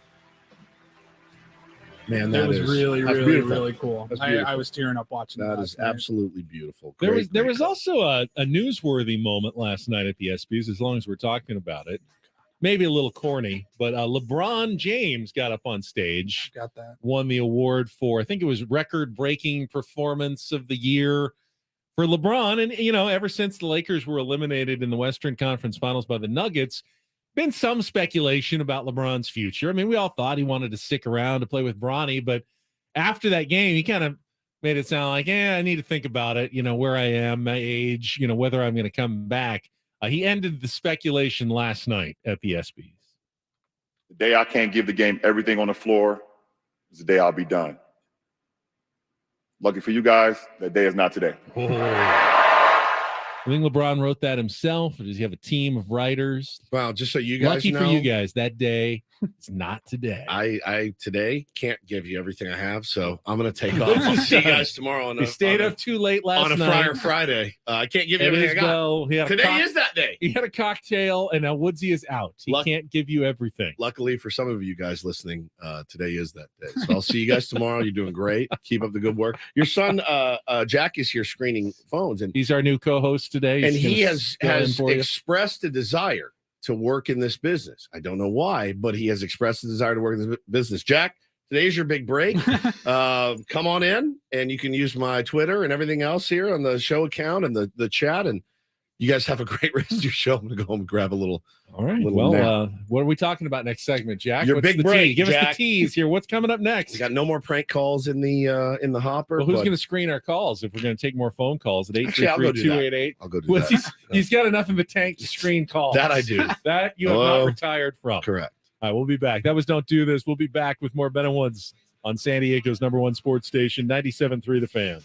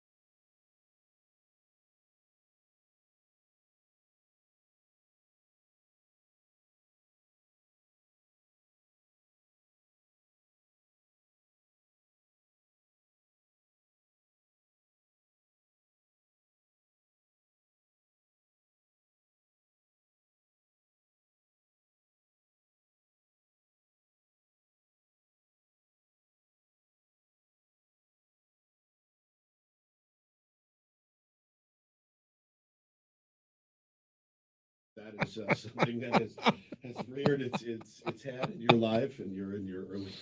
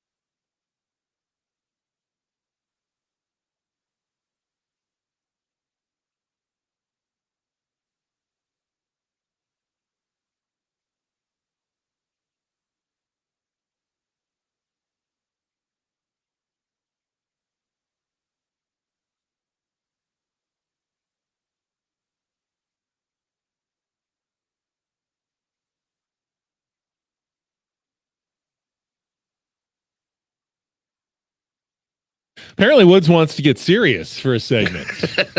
I was surprised. You were all excited to talk about a cat pervert. Well, you said, why don't we talk about the Padres a little bit? Yeah. And give the final evaluation of the first half before we move on to the second half. Well, it's funny because I wouldn't want us to come in here and do grades, but I'm fine talking about David Schoenfield's grades for the San Diego Padres, right? He's one of my favorites. He's mine too. I love David. He's really good. He's and awesome. He's very fair. Yeah, man, he gave an unvarnished review of the Padres first half. We'll talk about that coming up here. First, this hour on The Fan is brought to you by South Norte Tequila Cocktails. Real tequila, real juice. Savor South Norte premium tequila cocktails. Sip on a classic margarita, an authentic Paloma, pop the top on the Mexican Mule, or savor the Matador. Available at Stater Brothers, Ralph's, and more. Well, I don't think it's going to be too much of a shock that the Padres didn't exactly ace the test for the first half of the season. Yeah, they were more Woods than Ben, I think, in the first half. We'll talk about it coming up after this check of traffic on 97.3 The Fan. From the Premier Chevrolet of Carlsbad Traffic Center, part of the Premier Auto family, here's Kelly Danick. Traffic sponsored by Premier Chevrolet of Carlsbad. Just a couple problems here, guys. One is this crash in the North County southbound side of the 15 right before Felicita. A couple vehicles involved there over the right shoulder. Now a collision on westbound 8 just before Spring Street. Everyone's in the center divide. Coach Quintero and Joe Musgrove's choice. They're different kind of dealerships looking to be a solid community partner and deliver excellent service. Premier Chevrolet of Carlsbad. Chevrolet, find new roads. And Kelly Danick with Ben and Woods, San Diego's number one sports station, 97.3 The Fan. So I think yesterday, or at least one of the last couple of days, the last couple seconds of the show, I threw out a grade for the Padres. Because D actually matched David Schoenfeld's grade that he gave out for the San Diego Padres first half of the season yesterday. And I mean, when you look at the record, in some ways, D is almost generous, given the level of expectation versus the record. If you're going to go by like typical grades, right? Your C student, me, is average, very average. So I guess below average would be, in fact, D. Correct. So now, with the Padres an average team, an above average, or a below average team? It depends on how you were actually evaluating. By record, they were below average, correct, under 500. Falling behind 6 games back in the wild card race at this point. They are below your average Major League Baseball team when it comes to record. When it comes to production, scoring runs versus giving up runs, they were an above average team in the first half of the season, a plus 38 run differential. They were, I think, second in fewest runs allowed to the Atlanta Braves in the first half of the season. So the pitching was certainly more than above average. The pitching was an A. When it comes to the defense, was an A. The hitting was definitely no better than D plus in the first half of the season. They did have some guys who had some nice first halves of the season, but overall they just didn't score enough runs. But when you add an A, and a D, it feels like you should still get somewhere around a B as your overall grade. Plus, yes. So in a lot of ways, the first half of the season didn't make a lot of sense for the San Diego Padres. And I'd imagine it was one of the tougher teams to grade for, experts like David Schoenfeld. Yeah. I think you have to factor in, though, the off the field. On the field, A, pitching, A, defense, right, D, hitting. But the expectations that everybody in the world had for this team going into the season, that absolutely plays a factor. Yeah, that's the curve that you grade on, right? And it's the negative curve. But the Mets got an F. Yeah, and they got the same grade as the Oakland A's. Are the Mets a better team than the Oakland A's? Yeah, I think so. They are, but the expectations were immeasurably higher for them. What did the Cardinals get? F. The Royals got an F minus. Who did? The Royals. They were the worst. My mantra this season has been, well, at least we're not the Cardinals. And that's not really the mantra I was expecting to go into the second half starting was, hey, at least we're not the Cardinals. And I don't know if you guys saw the comments from their GM yesterday. Said, we're trading guys. We are sellers right now. So, man, and no one would have predicted that either. I expected them to have a pretty decent season, and shows you what I know. I don't know whether I think that's probably the right strategy for the Cardinals. Yeah. I don't know that you need to go out and announce it to the world. I mean, he's also the guy that said, "Yeah, hindsight being 2020." When asked about when asked about Wilson Contreras, is like, hindsight being 2020, and it's like, holy crap! And I guess ultimately you could play it coy in the media and say, "Well, we'll see what happens." You know, we listen to everything. But ultimately, when all of a sudden you get Jeff Passan and other teams reporting that, hey, the Cardinals have been shopping this player and this player and this player, it'll become very obvious that you're sellers. So I guess you might as well just say it and just be upfront about it. Yeah, we're selling players at the trade deadline. Is the Cardinal way just saying stuff in the media? Is that what the Cardinal way is? Because Ollie Marmol has dragged players publicly. John Mozeliak has dragged players publicly. He's now, tipping their hand. People are calling about Cardinals players as we speak. I'm sure there's a lot of guys on there that could help a team in the race. You just don't know what they're willing to part with. But yeah, what a disappointing season for them. And you do feel like with the Padres, there's still a really big sense of hope. Huge sense of hope. I mean, back to the Padres grade for a second. The cliche always for baseball is that pitching and defense wins championships. Yes. You want to get offense, obviously, but if your team is all offense, you're eventually going to fizzle. Is that a myth buster now, Ben? Well, I mean, it seems like it because we clearly gave the Padres straight A's on pitching and defense. What your baseball knowledge would tell you that there's no way the Padres could be a bad team. You're right. They could be, maybe not the best team in baseball because their offense struggled a little bit. With that level of pitching and defense, they're clearly doing really well. They're clearly 8 to 10 games above 500 at least. They're doing at least that maybe well. Second or third in the division. And if they start hitting, then they'll probably be one of the best teams in baseball and legit World Series contenders. So what you know about baseball doesn't really jive with how the first half of the season played out for the Padres, which again makes that grading very difficult. They were well above average in 2 of the 3 facets of baseball. And while they were below average in hitting, they weren't the worst team in hitting. I mean, look, some of the run differential stuff is a bit of a mirage, as I've called it, because of the serious outburst on one night and then the one thing, and David Schoenfeld brings it up, that they were the worst stat in baseball was hitting with runners in scoring position. Yeah, and they've gotten better. They've gotten better. They were the best team in the last month or so. They've been the best team in baseball. We said it would even out. It has started to even out. It's weird. I always assumed that hitting with runners in scoring position was obviously important. I didn't know how absolutely crushing it could be to have a weird, poor first half of the season in that. I mean, did we talk once in spring training about how well the Padres would hit with runners in scoring position? No, we just thought that they would. I legitimately in my head penciled in 6 runs a game at a minimum. And I know that it's baseball, and I know you're going to run into a buzzsaw here or there. I know that. It's a long season. You're going to run into a guy that is just dialed in, and you can't seem to get it going. I said at a minimum, though, this team's going to average 6 runs a game. They're going to be an offensive juggernaut.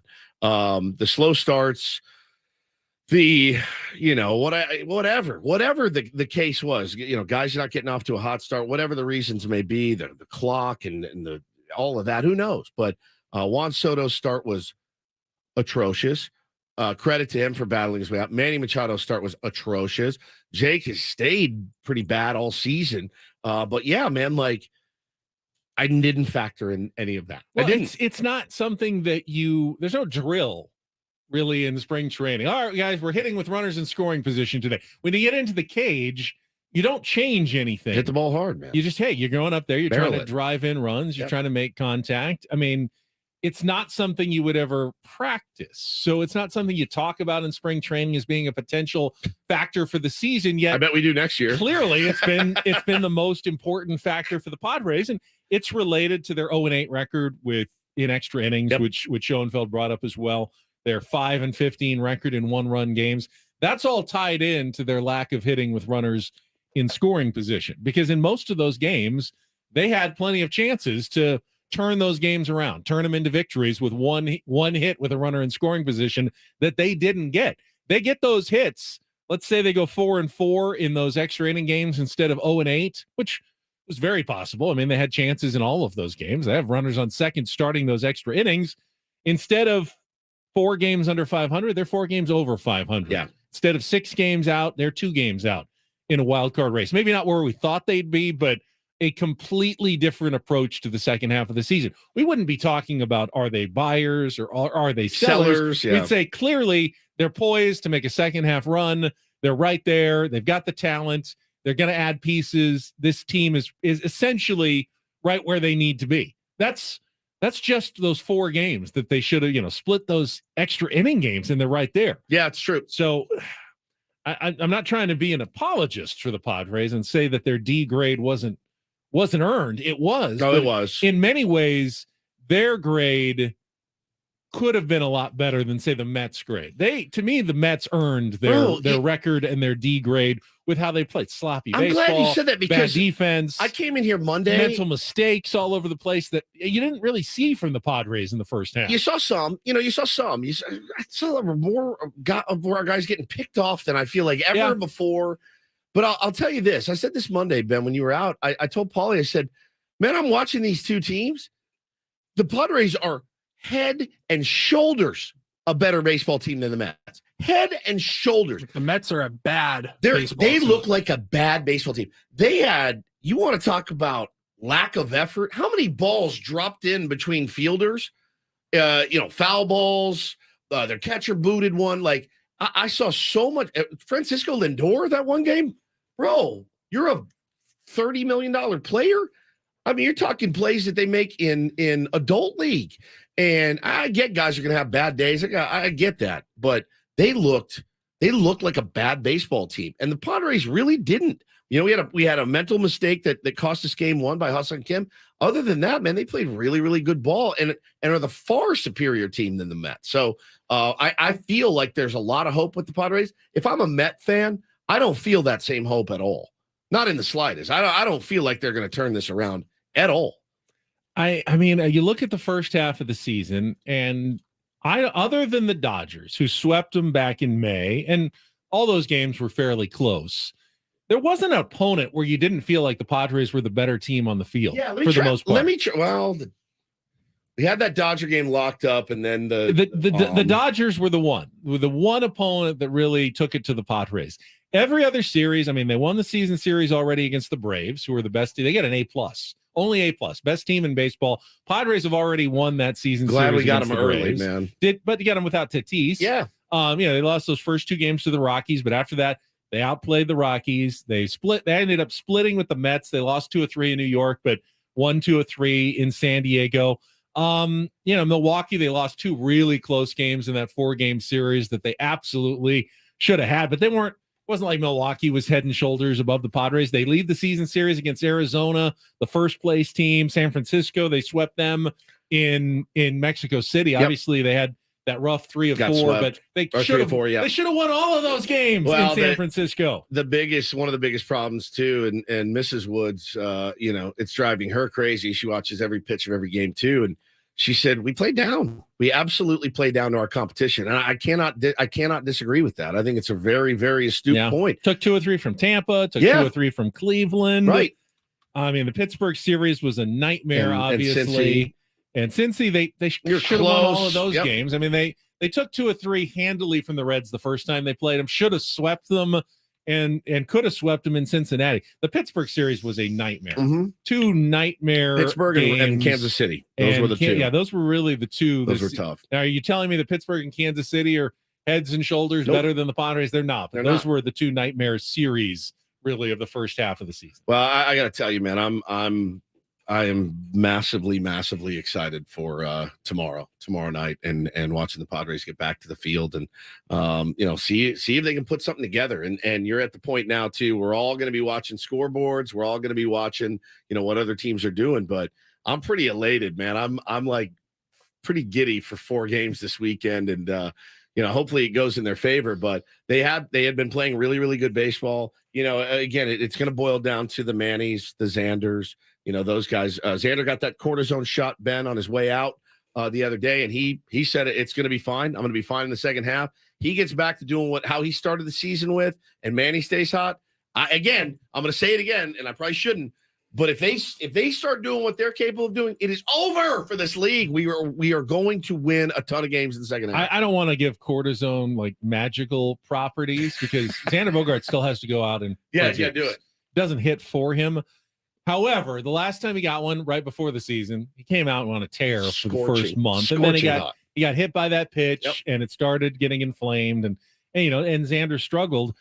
There's a good chance we do see a different Xander Bogaerts in the second half of the season. I hope so. Even if it's just mental, like Xander feels more confident because he finally got that cortisone shot. He was clearly jonesing for it the last month and a half.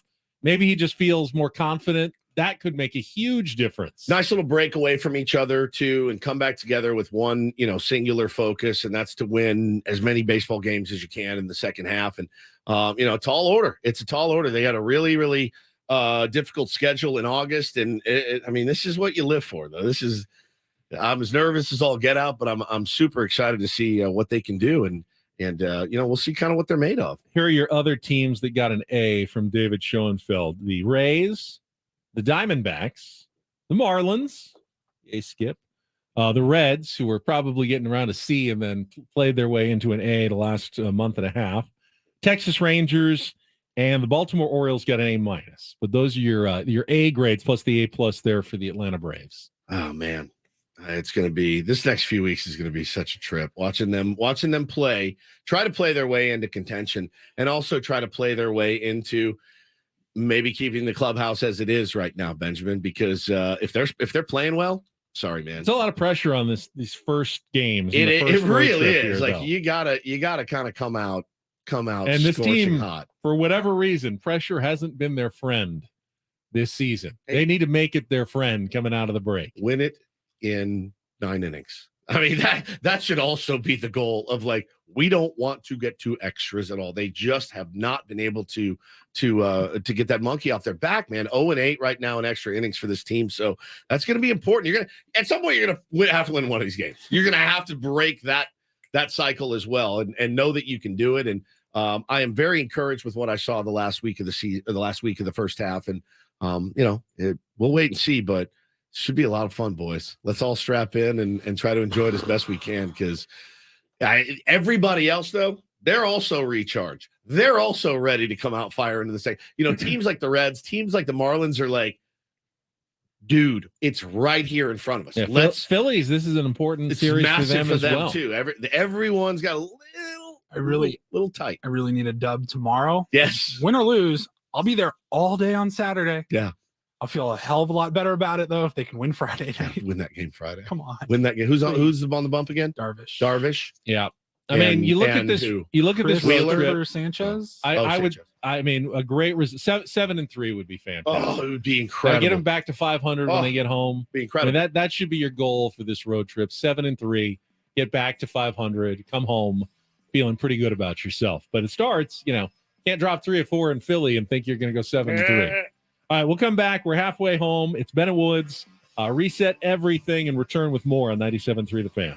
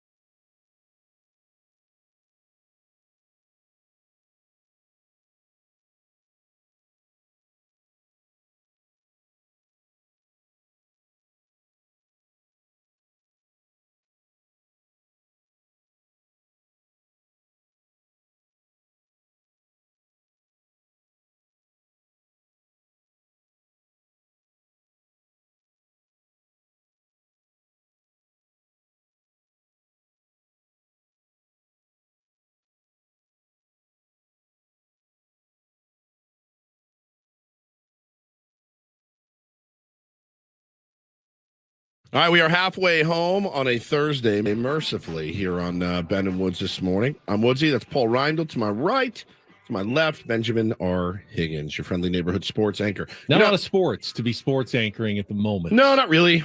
I like to do a little avant-garde radio from time to time, just kind of stretch the boundaries. Would it be interesting to our audience if I napped in the corner and you guys did the last 2 hours by yourself? Is that fun for the audience, you think? Don't know. I'm struggling. I really am. You're doing fine. No, I'm like, you're good. I just stayed up a little late. You went to a concert last night. You got no energy sleep. drink. You'd be good to go. Yeah, I'm struggling. Everyone. How do you do this every day? Everyone goes through days like that, though. Everyone. I really don't. I'm usually very well rested in here. I go to bed at like 7 o'clock. Exception to the rule. I know. I would say a majority of our listeners, and tier ones. Correct me if I'm wrong, but at least once or twice a week, you're kind of dragging at work, right? I mean, that's normal for people to come in at least once or twice a week, feel like I'm just dragging today. Am I wrong about that? Do most people just, hey, 5 days a week, I'm raring to go, everything's good? I just feel like I can't imagine with our that's hours, the case. I'm always kind of dragging. It's got to be pretty significant to be like, I can barely keep my eyes open. That's how I feel right now. I just had to put eye drops in. I don't know how you do this every day. You can't wake up at 3:30 every day and not always be some level of tired. Of just wiped. Cranky. Yeah. Yeah. So I don't know. I don't know how you do this. It's messing with my soul right now. Honestly, I don't know how you go to bed as early as you do. I know that's what you're supposed to do to keep up with the sleep, but I could never. Even if you didn't, I couldn't go to this. I couldn't go to sleep for the night. I could take a nap probably at 7:30 when you sometimes go to bed and get back up, but I couldn't be down for the night. If I went to bed at 7:30, I would wake up at 1 a.m. and that'd be it. I'd be done for the night. I can't even on the weekends. I still find myself getting up at like 4:30. Oh yeah, I get up and early then too. I'll eventually work my way back to sleep. But the only time I can't sleep is on weekends at like 4:30 in the morning. You know what? I'll be up for an hour looking at my phone. I'm like, okay, please go back to sleep. You don't have to get up for anything. So it's Ben and Woods summer break, and we've given all of our guests the week off. Tomorrow we're going to have some guests. Summer break's over because school starts tomorrow night. This is the last day of summer essentially for Ben and Woods, right? And it got me thinking though. Summer break was that time. What was, Ben? This is fascinating to me. When you were a kid, let's say you were 14 or 15, 16, whatever. What was the latest that you slept when you were a kid? Were you're the typical? I know you were not a typical teenager, but like, what was Ben Higgins' summertime sleeping scene? I'm sure you stayed up late. Golden Girls on late. You watched Golden Girls, watched Magnum PI, and then you crashed. And then what time would you get up in the morning? The latest like I would ever get up. Yeah. What's the latest you've ever gotten up? Like the latest I've ever gotten up? Yeah.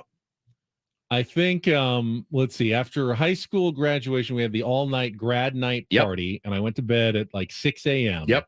And I think I got up at 11. That was the latest I ever got up. So you've never slept till noon. My sleep Just a robot. My sleep Literally. ins were like 8:30. Even in summer. Yeah, even in as summer. a kid. Yeah, now you've got two kids. I never got past that. Do they sleep in? Oh yeah. Yeah, look, yeah. Jack sleep right Jack now. knows he can sleep. he can give a good 10, 12 hours if he needs it, right? Yeah, no problem.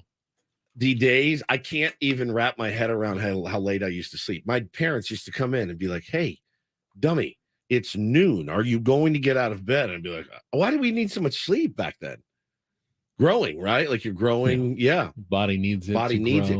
I wonder if I'll be a ball buster with my kids. I'm sure I will. I'll be in there at 7:30. I'm envious of it. You know, honestly, if they have nothing to do and they can sleep until 11:30 in the morning, it doesn't bother you. Jealous. It doesn't bother you. Yeah, I mean, a little. Really. No, not really. Not really. It's going to bother me, and it's really going to bother Hannah. I can tell you that right now. You got plenty of chores we can find for you to do. You're not sleeping till noon in our house. It's just not going to happen. But then you realize if they're asleep, they can't bother you. They cannot bother you if they are asleep. And you realize that as a parent, and you're like, this is great. We could peel the curtain back a little bit on what the text you just got, Paulie. Speaking of parents. Yeah. We were going to try to get our old pal Matt Strom on the phone tomorrow because they're playing the Phillies. I think we're talking to, is it confirmed tomorrow? for Friday Friday? Yes. All right, so we're talking to Chris Kemp, scout, does the scouting with AJ Preller. Yeah, Vice President of International Scouting, just helped AJ finish up the draft a couple of days ago. So we're going to talk to him, and we thought, well, it'd be fun to catch up with our pal Matt Strom. I was going to ask him on the air, hey, how are you planning on pitching Juan Soto, to see if he would spill any inside information. I don't think he would have, but I was going to ask him and catch up with Matty. And he's like, dude. Apparently that's already happened, all the tampering. Oh yeah, we can talk about the tampering here in a moment, but Matt Strom said, "Dude, I would love to come on with you guys." He goes, "I'm absolutely slammed because I'm currently at an airport with my 2-year-old, and she is screaming, and I don't know what to do, so I'm going to have to pass for now." And I just thought, man, absolutely, like I've been there. You got 100% pass. Take your time. We'll see you guys when you get here.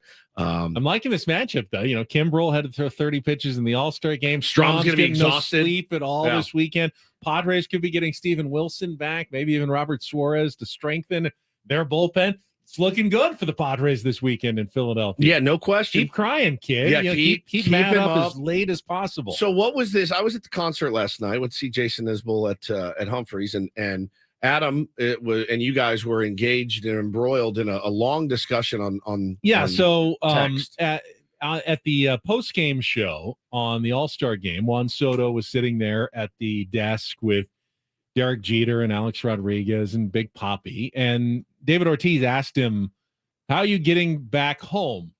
He apparently already kind of knew the answer, because that's why he asked. Objection leading. And Juan Soto said something to the effect of, Philadelphia taking care of me. They're going to get me back. So apparently the Phillies, however they kind of chartered to get their all-stars to Seattle, going to give Juan Soto, or gave Juan Soto, a lift from Seattle directly to Philadelphia. So Juan didn't have to fly back to San Diego, meet the Padres, get on the plane, and then fly all the way across the country. He's just going to get a head start and get to Philly, and he was going to ride on the plane. It's kind of fun with the Phillies All-Stars. Did Blake Snell text him immediately? Yo, you got room for one more.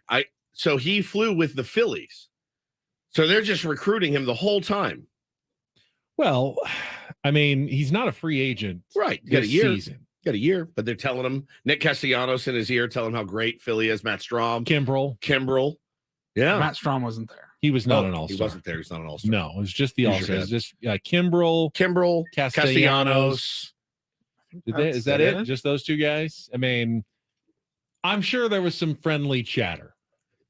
Honestly, though, Adam seemed so incensed that the Padres would even allow this. Like, I'm sure if Bryce Harper wants to recruit Juan Soto, he can shoot him a text anytime. They know each other well. And I don't think that recruitment process would even begin this early.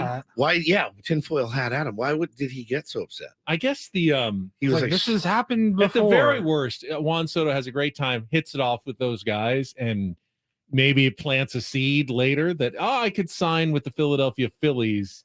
I think I may not have considered Philly before, but maybe it could be a decent place for me. I guess that's close to DC. That's the worst case scenario possibly. That said, for the Padres, they were in the World Series last year. He knows that he already knows. He's played in Philly a ton. Yeah, it was in the division essentially, and he knows those guys very well. So here's the question he asked. I was offered $440. I turned that down. You guys do $450? If there's not anybody on this plane that give me $450 in a year, then I'm not, we'll see what happens. I mean, I think whoever gives him the most money, if the Padres don't re-sign him, that's probably who he's going to go play with. I can't imagine Juan Soto goes to Scott Boras and has the conversation. Hey, I know we were looking for $500 million, but Nick Castellanos was really cool. I just had the best flight. $300 million in Philly. I just had the best flight ever, Scott. And I need you to go ahead and get the strings, start pulling the strings on that. Adam was very upset about it. I was scrolling through it, but I'm not going to engage. You can't feed him any, and you guys were feeding him last time. Now, if he was heading into his free agent season, do they do that in baseball? Do they enforce tampering in baseball? They should, yeah. I mean, even Freddie Freeman, when was asked about Shohei Ohtani coming to the Dodgers, he wouldn't bite. Mic'd up during the All-Star game. Yeah. Can you imagine if you got fined for tampering while you were mic'd up during the All-Star game? Oh yeah, we'd love to play with Shohei. Literally wear a wire. You've been fined. Wait, you made me wear this. I can't be tampering when you ask the question, but I mean, it is technically a rule. You're not supposed to be actively recruiting players who are not currently free agents that are attached to another roster at the time. I'm sure it happens all the time. Of course it does. Ben has coffee with our competition once a week and just says that they're just going for coffee to catch up over sports. So, I mean, you just never know. It's not some magic thing that, like NBA free agent contracts are signed 5 minutes after the negotiation window begins. Now they have that legal tampering period. So at least it looks a little bit better when someone signs at 12:06 a.m. on the first day of free agency. Really, you negotiated a $250 million contract in 6 minutes. You must have really good agents and lawyers to get that all done in 6 minutes. So now they do the legal tampering period for a few days. So it doesn't look quite as bad, but it's always gone on. There was a story a couple years ago we did about, wasn't it like a couple of the Royals relievers? The team didn't send them a plane and they had to jump on with somebody else. I can't remember exactly what it was. The A's were in Houston. Yep. For the final series before the All-Star break. And they had and the A's had one representative for the All-Star game, and their cheap-ass owner, shocker, had him flying commercial or something, and they're like, the Astros like, just jump on our You're plane, going with dude. us, You're coming buddy. with us. It was cool. Him, Altuve, Bregman, whoever was on the All-Star team for the Astros. I need they friends got on like the that. plane. Now, if that's your MO and you're showing your player, hey, we're cheap, we're not going to pay for charters, which is not the Padres' MO. Peter Seidler, I'm sure, provided more than adequate transportation for Juan Soto to get to the All-Star game. Then It's more like, it makes sense. Yeah, you don't want to look like, oh, these other organizations are so much better run than ours and more generous than ours. That's not a worry for the San Diego Padres. No, not at all. This is just a logistics. Yeah, logistics. Why? I mean, why? It's good for the environment. Why have two charter planes when you're all going to the same one place and can much easier just hop on the same plane? So Juan Soto is currently in Philadelphia, got there, I guess, yesterday. Yes, and the rest of the Padres, I believe, are leaving probably soon in the next couple of hours to fly out, and we'll be there for the game tomorrow. What time's game time? 3:00 tomorrow. Yeah. 2:00 pregame show. Here, we won't have to wait that long. One of the first games of maybe the first game of the second half of the season will be the Padres and the Phillies on Friday afternoon. Beautiful. All right. Well, I'm out of gas. I'll see you guys tomorrow. Woodsy has run out of gas. Jack? What about cat pervert? I do want to do cat still pervert. haven't gotten to that yet. You teased it like an hour ago. And I don't even know what the story is. I've got no idea. Well, peel the curtain back. How about 5:45 this morning? Hey, have you guys seen this cat pervert video? Sorry, what? I saw it trending, and I said cat pervert, and people were tagging us in cat pervert. I said, well, I've got to know what this is. So we'll play it for you next. All right. With Ben and Woods after a check of traffic here on 97.3 The Fan.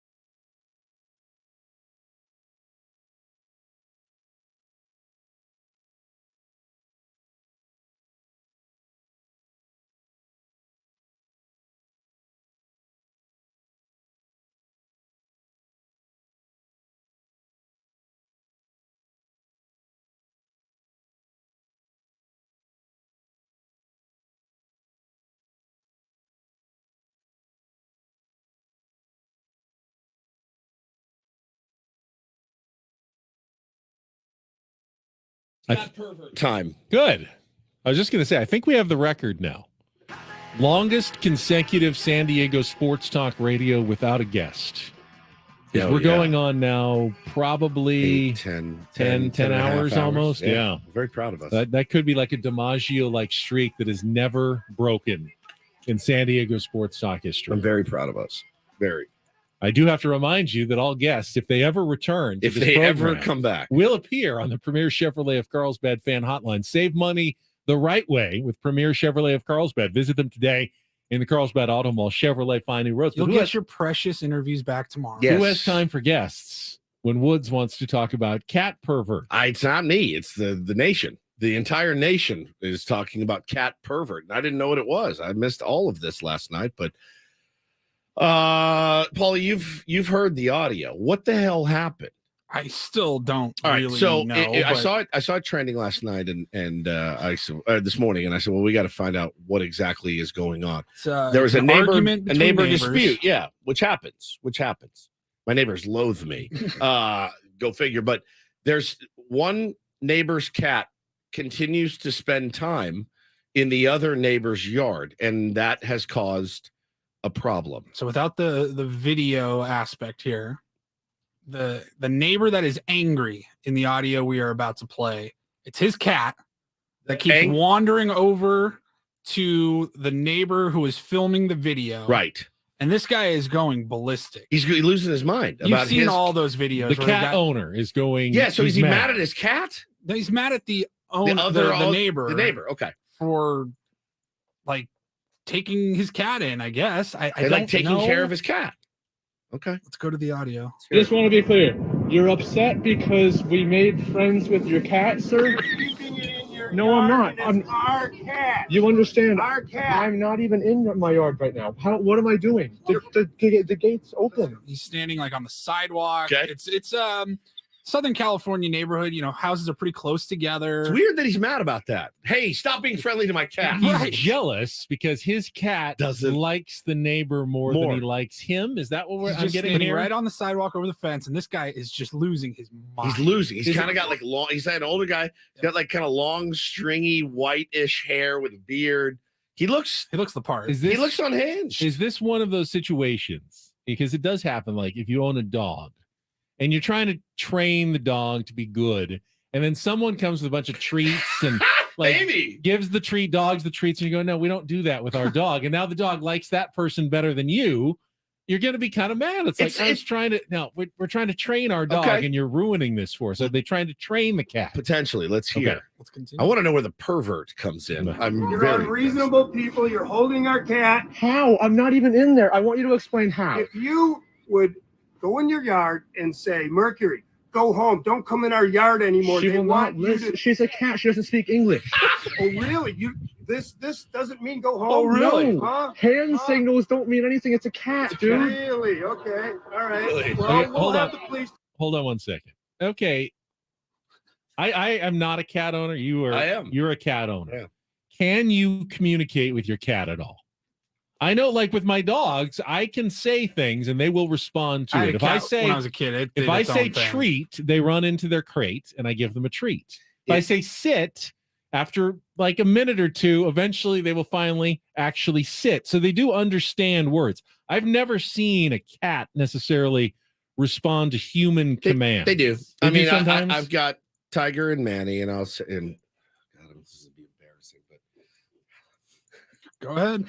How you get Manny is just Manny, Manny. That's how you get Manny, and he runs out, and then he'll go like, Tiggy, come here, and they do respond to their name. It's not 100% of the time of like, yeah, either not super obedient, but when you're laying in bed and you want to take a nap and you want to cuddle your cat, you go, man. So they might come to you. Yes, correct. But you can't say anything to I make can't them say go away. heal or Right. Go to the other room. Go to the other room. No. Go to the next door neighbor's yard. No, Go back to your own house. They don't respond to that sort of thing. Correct. All right. Well, we'll have the police department figure it out. Absolutely. Great idea. Right. No, so the cat doesn't eat and drink anything over there, right? No. Oh, no, never. Right? No, never. No. No, never. Never. So he thinks that they're he's plying the cat with little treats, Yeah, and like water. like I said, yeah. They're treating their cat better than he gets treated at home. I'm So, waiting. I can't wait for the I believe it's about to that get cat good. is on the prowl for better treatment. Okay. Oh no, never. Right? No, never. No. No, never. Never. Yeah, never. Cat pervert. I have done nothing to bring the cat. This dude's lost. Pervert. This dude, he's lost it. He's lost it. Just flipping them off. It's our cat. He's lost it. Pause. He's So does he think he's doing seductive poses by the window, topless, to get Mercury next door? Like He's just Buffalo blah, blah, Bill. blah, boom. Like He's a cat groomer. he's grooming. He's maybe. grooming the cat. Holy crap. That dude. It's amazing. Neighbors, dude. Like there's neighbor horror stories for days. That's up there. Cat pervert. He's now, what does he think he's doing with the cat? He's lost it. He's lost it. Oh no. We're calling the police because you're harboring our cat. Harboring a cat. Harboring our cat. Is that a crime? What? No. Cat pervert. I'm a cat pervert. Yeah. You know what? There's a crime about you harboring my cat. What crime is that? Against the law. What crime is that? It's called harboring an animal. I can understand being angry if my cat was in your yard. Right. You're angry because your cat is in my yard. You could just send my cat home. No, I can't. I don't speak cat, dude. I'm not a cat. So the best audio I've ever heard. If I'm being completely honest with you, that did not disappoint in the slightest. Now that makes sense at the end. If someone else's pet continues to get into your yard, you could get a be little upset. pissed Maybe, off. hey, Yeah. can you keep your animals on your own property? Correct. Find a way so they're not That's they're reasonable. not getting into my yard and Doo-doo in my yard. Exactly. I don't have any kitty litter. It's all over the place. So keep your cat away from my house. This is the other way. Right? No. Oh no, never. Right? No, never. No. No, never. Never. Yeah, never. Yeah, you cat pervert. Let's save that forever. Number one, cat pervert. We'll Cat use it pervert. at some point. Keep it fresh, like at the top of the list for something. Maybe when we're talking about Tony Gonsolin of the Dodgers, perhaps. Why? Cat pervert. His sarcasm. That was epic sarcasm. No, never. He's luring the cat over the fence. Candy in the van. So the cat doesn't eat and drink anything over there, right? No. Oh no, never. Give him half a beer. No, Yeah. never. Half a beer. He plied my cat with vodka and Sunny D cocktails, and now my cat He's lost it. will He's not come lost home. it. Cat pervert. And like the taunting, the guy was just about to. The like, video, the explode. audio's great. It's top tier.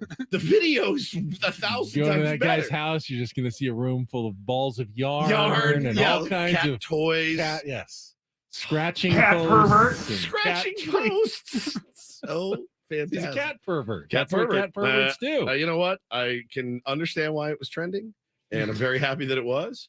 And I'm very happy that we played that audio. That really made my day. Cat pervert. I'll be thinking about that all day. Cat pervert. All right, we will take a timeout. That's amazing. Come back. Our phone lines are open. You can get by our screener, Jack. That is your opportunity to get in with Ben and Woods. Talk about anything we've discussed. The Padres grade for the first half of the season.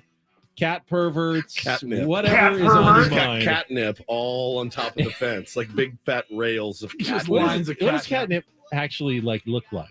It looks like Weed. weed. Yeah, weed, like shredded up like mulch.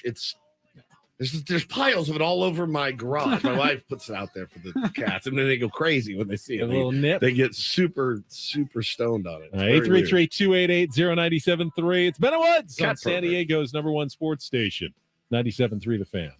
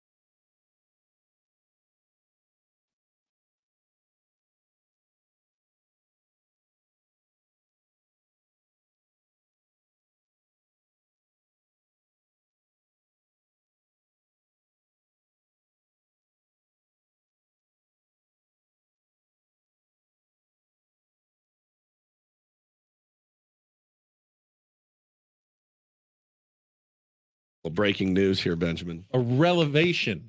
A revelation. A revelation? A revelation. It's my favorite book of the Bible, Revelations. It's very, very terrifying, the book of Revelations. Rubgi. Revelations. I think you can add that one to the lexicon, Paulie. Revelations. I can't start to say. Cat pervert apparently is a local. Like local. Like local. San Diego. Cat pervert. So this occurred June 24th, 2023. This is on Nextdoor. Almost Backdoor. Different website. This is on Nextdoor, I believe. It's Neighbors only. Only neighbors. Only neighbors. Neighbor Hub. Catpervert.com. It says, my neighbors have a very friendly outdoor cat that likes to hang out in my yard. The cat is free to come and go as it pleases. For some reason, they don't like that and decided it's my job to tell the cat where and where not to go. Before I started recording, they said I was manipulating the cat by befriending it. They did end up calling the police after I stopped recording, but the police almost immediately hung up on them. The cat was right back in my yard the next morning. Local, San Diego. And Paulie was saying, You know what? There's a crime about you harboring my cat. You're working in the police officer dispatch. It's one of those things where if they got me on the wrong day, you know how it would work. Like 911, what's your emergency? There's the guy next door has my cat. Oh, he kidnapped your cat? Not necessarily. My cat hangs out in his yard. And you don't like that, sir? No, he's cat pervert. He's a cat pervert. I need you to come and arrest him. And and for me, it's immediate disconnect. I'm out. He's harboring the cat. This is amazing. Benny, picture cat. I want as much info on cat pervert. Cat pervert recorder guy. If you're a listener, please call in. 833-288-0973. Well, Eric wants to talk. Neighbor filming. If you're a tier 1 cat, that's the one I want to talk to. I don't want to talk to the guy. I would talk to either. I would talk to either. I really would. Haven't we had enough unhinged calls in the last week? Let's talk to Eric. Maybe he's one or of either of those Eric, guys. are you one of these participants or no? A cat pervert? No. Yeah. I'm not registered. Okay. But I'm a big cat pervert. Don't know. But I'm wondering if maybe AJ Blakesnell or even Manny would call Nick Castellanos or Craig Kimbrough a cat pervert for hanging out with Juan on the plane or on the way back to Philly. It's the same. They're harboring. It's the same Juan thing. Soto on their And plane. they're like, dude, we just gave him a ride. He needed a ride. And they're like, they gave him Juan keeps Soto going in, treats. He keeps going into your plane. Maybe the grapes that we talked about Yeah, earlier. grapes, yeah. There's grapes everywhere, and he wants to get on. It's a good call. It's a good call. It's a Yeah. good idea. Gotta be Please, careful. please. Somebody out there knows. this guy. Somebody knows the guy that was filming the other guy, and I want to talk to him almost more than anything. I need it. 833-288-0973. No. Oh no, never. Right? No, never. No, never. Never. Yeah, never. Have you ever had think on this as we go to traffic, but have you ever had like a run-in, a bad experience with a neighbor? Paul Woods, think on that, and we'll come back. And hey, if you've got a bad neighbor nightmare story, Cat pervert. share it with us. 833-288-0973. It's the day to stretch your legs, right? Perfect. Here. We'll come back after a check of traffic here on 97.3 The Fan. From the Premier Chevrolet of Carlsbad Traffic Center, part of the Premier Auto family, here's Kelly Danick. Traffic is sponsored by the all-new Premier Buick GMC of Carlsbad. Got a few problems here, guys. One of them is a stalled car on the northbound side of the 805 past the 52. It's blocking the slow lane. Still clearing an accident westbound 8 just before Spring Street. Everything's in the center divide.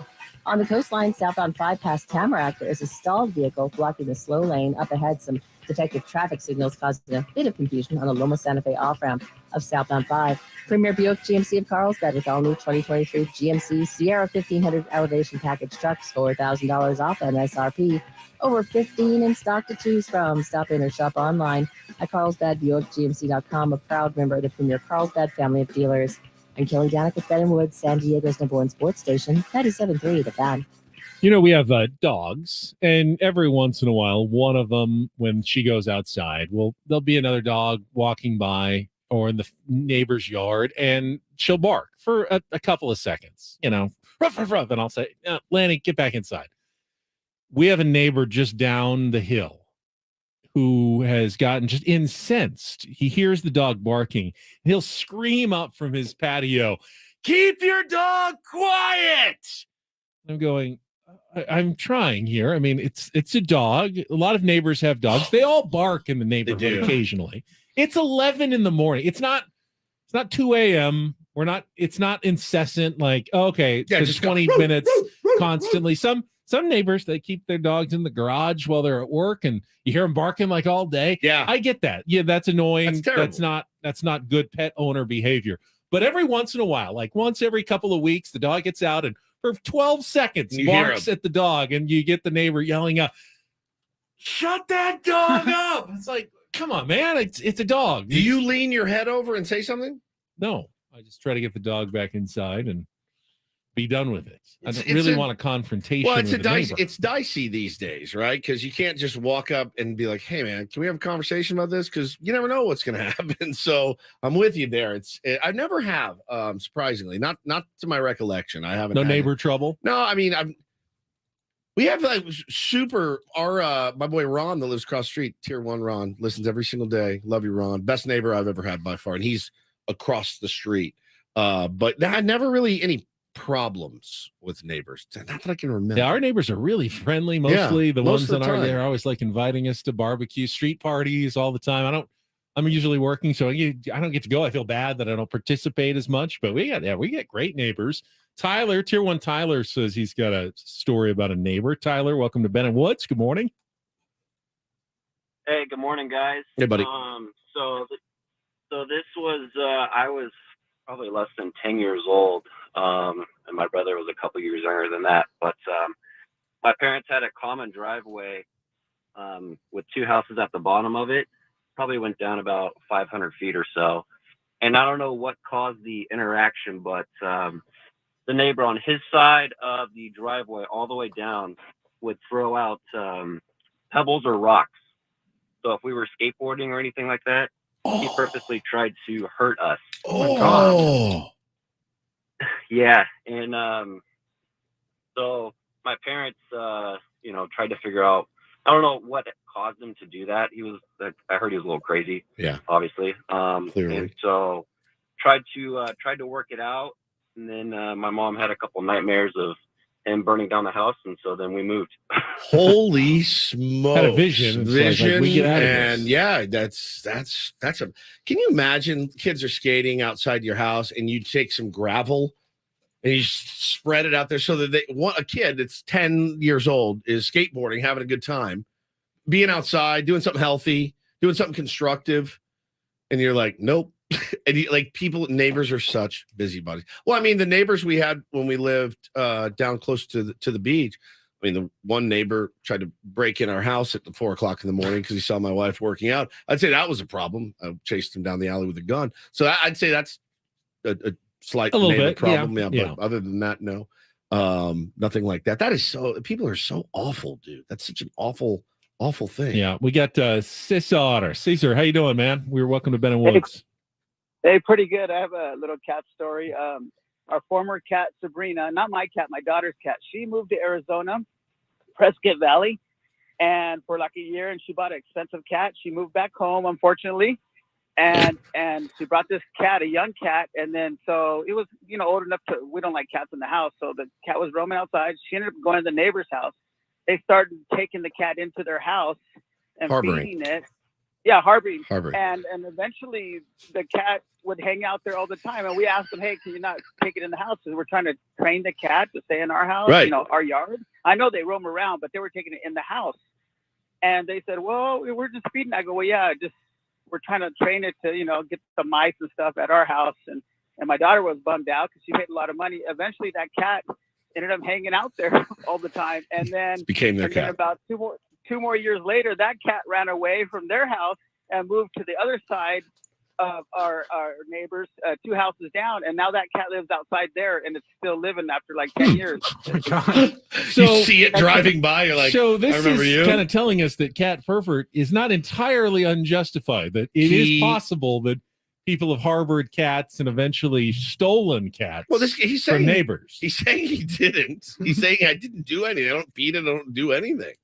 But Just apparently, comes over and hangs out. and if you do see a cat in your yard, you think your natural inclination is to take care of it because maybe it's missing and you feed it. I know we've done that before, but I didn't know I was a cat harboring pervert. So apparently I am. Giant cat pervert, cat harborer. Well, let's keep it rolling here. We got More Mike. people are calling. Yeah, Holy cow. Mike says he actually was the bad neighbor in a situation. Mike, good morning. Welcome to Ben and Woods. Good morning, guys. Hey, buddy. So I was about 10, and there was about 8 of us, all neighborhood kids, lived close to Hoover High School. Yeah, no Hoover well. At the time, there was a kind of by like the trees area, there was like a dirt lot that had a bunch of like muddy rocks and just, a lot of mud that we could throw. And there were these apartments that we were throwing these on top of the apartments just to like hit the shingles and watch them disperse. Well, one time we threw like a large rock and it really did some damage. And so the neighbor stuck his head out and heard it. And he's like, hey, kids, like, stay there. Don't go nowhere.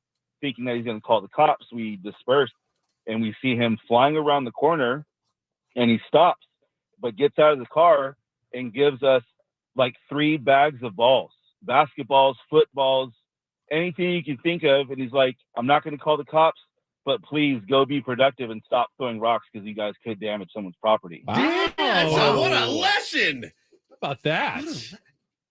I love that. I love that story. I was very nervous. I thought he opened the door. He ripped off a bunch of rounds at it. I was really getting nervous about that.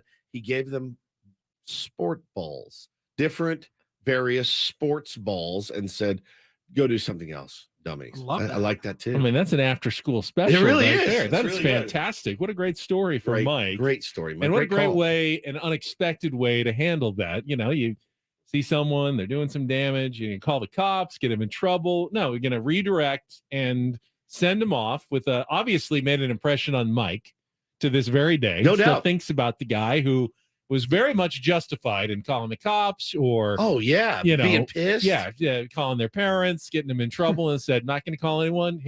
Here's some basketballs and footballs. Why don't you go do something a little more healthy and productive than throwing muddy rocks and doing damage to neighbors' buildings? That was very cool. That's a very, very good story. Yeah, apparently giving constructive advice is better than just screaming at your kids. A lesson for me to learn as a dad.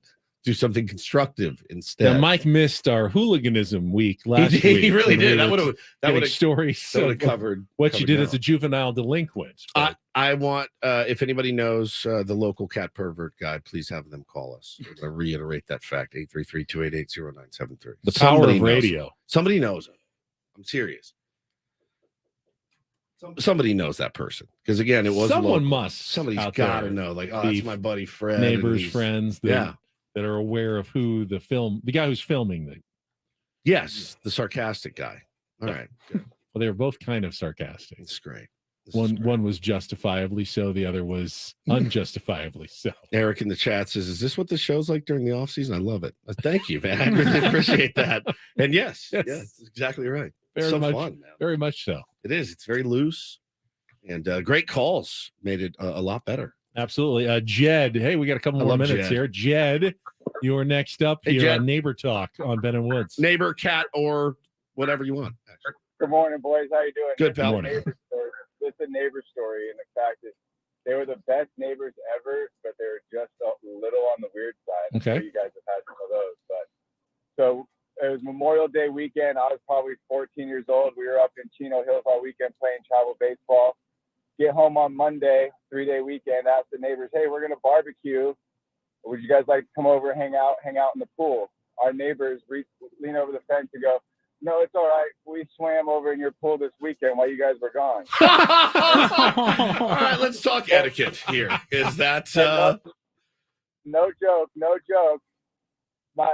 joke that lady says, yeah, in fact, we skinny dipped in the hot tub. And one of my best friends that was there in the yard said, oh, that's what all the hair was in the pool. Oh, come on, Gently! God bless. Absolutely. I know it sounds kind of weird, skinny dipping in the neighbor's pool. And it is. You've done this? No, but is it really any different if you're wearing a bathing suit or not? You're Not still really. You're Well, still you're- getting in with all your body. It's. Yeah. I mean, are you really protecting the pool from everything? We are by wearing a weird. suit? We are weird about nudity in this country. You're Yeah. right. That's an astute point because No, don't it's don't relieve yourself in the pool either way. either way. But your board shorts that you're wearing now, Yeah, they're or not- your bathing suit, as you call it. It's not like it's some sort of hermetically sealed chamber. No, prevents the water right. from touching anything below the Not a belt. wetsuit. No, it's I mean, even a wetsuit, the water still kind of permeates, everywhere. Do you know what I would do to have a neighbor that had a pool and said, Woodsy, we're going out of town this weekend. There's insurance liabilities and things you need to worry about, I'm sure, if you have a pool, but like that would be the best. I mean, because if you don't have to maintain it, you don't have to clean it. Yeah. And you could just go use it at your leisure when they were out of town. If I in some ways, if I was the neighbor, I'd be like, oh, I'm glad someone's getting use of my pool. We're paying for this pool. Well, you don't feel the guilty same way about your couch, I though. feel guilty about that's true. I feel guilty about not using it enough. That's one of the reasons why I never really get my own pool, because I would stare at me for like, I haven't been into that in weeks. I need to get in the pool because I'm paying for this thing, but it's cold and I don't really want to get in the pool right now. I always tell Hannah all the time, if we had a pool, I'd use it every day. You She's would like, not. A jacuzzi I would use every day. I had one, and I did, and it was spectacular. I used it almost every single day of my life. It's kind of beating though. Yeah, it's a lot. Everything's expensive, but the pool, I do feel like I would use it at least. I feel like I'd dive in at least once a day.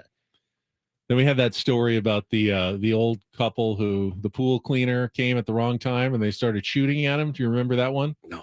Yeah, that was just happened recently.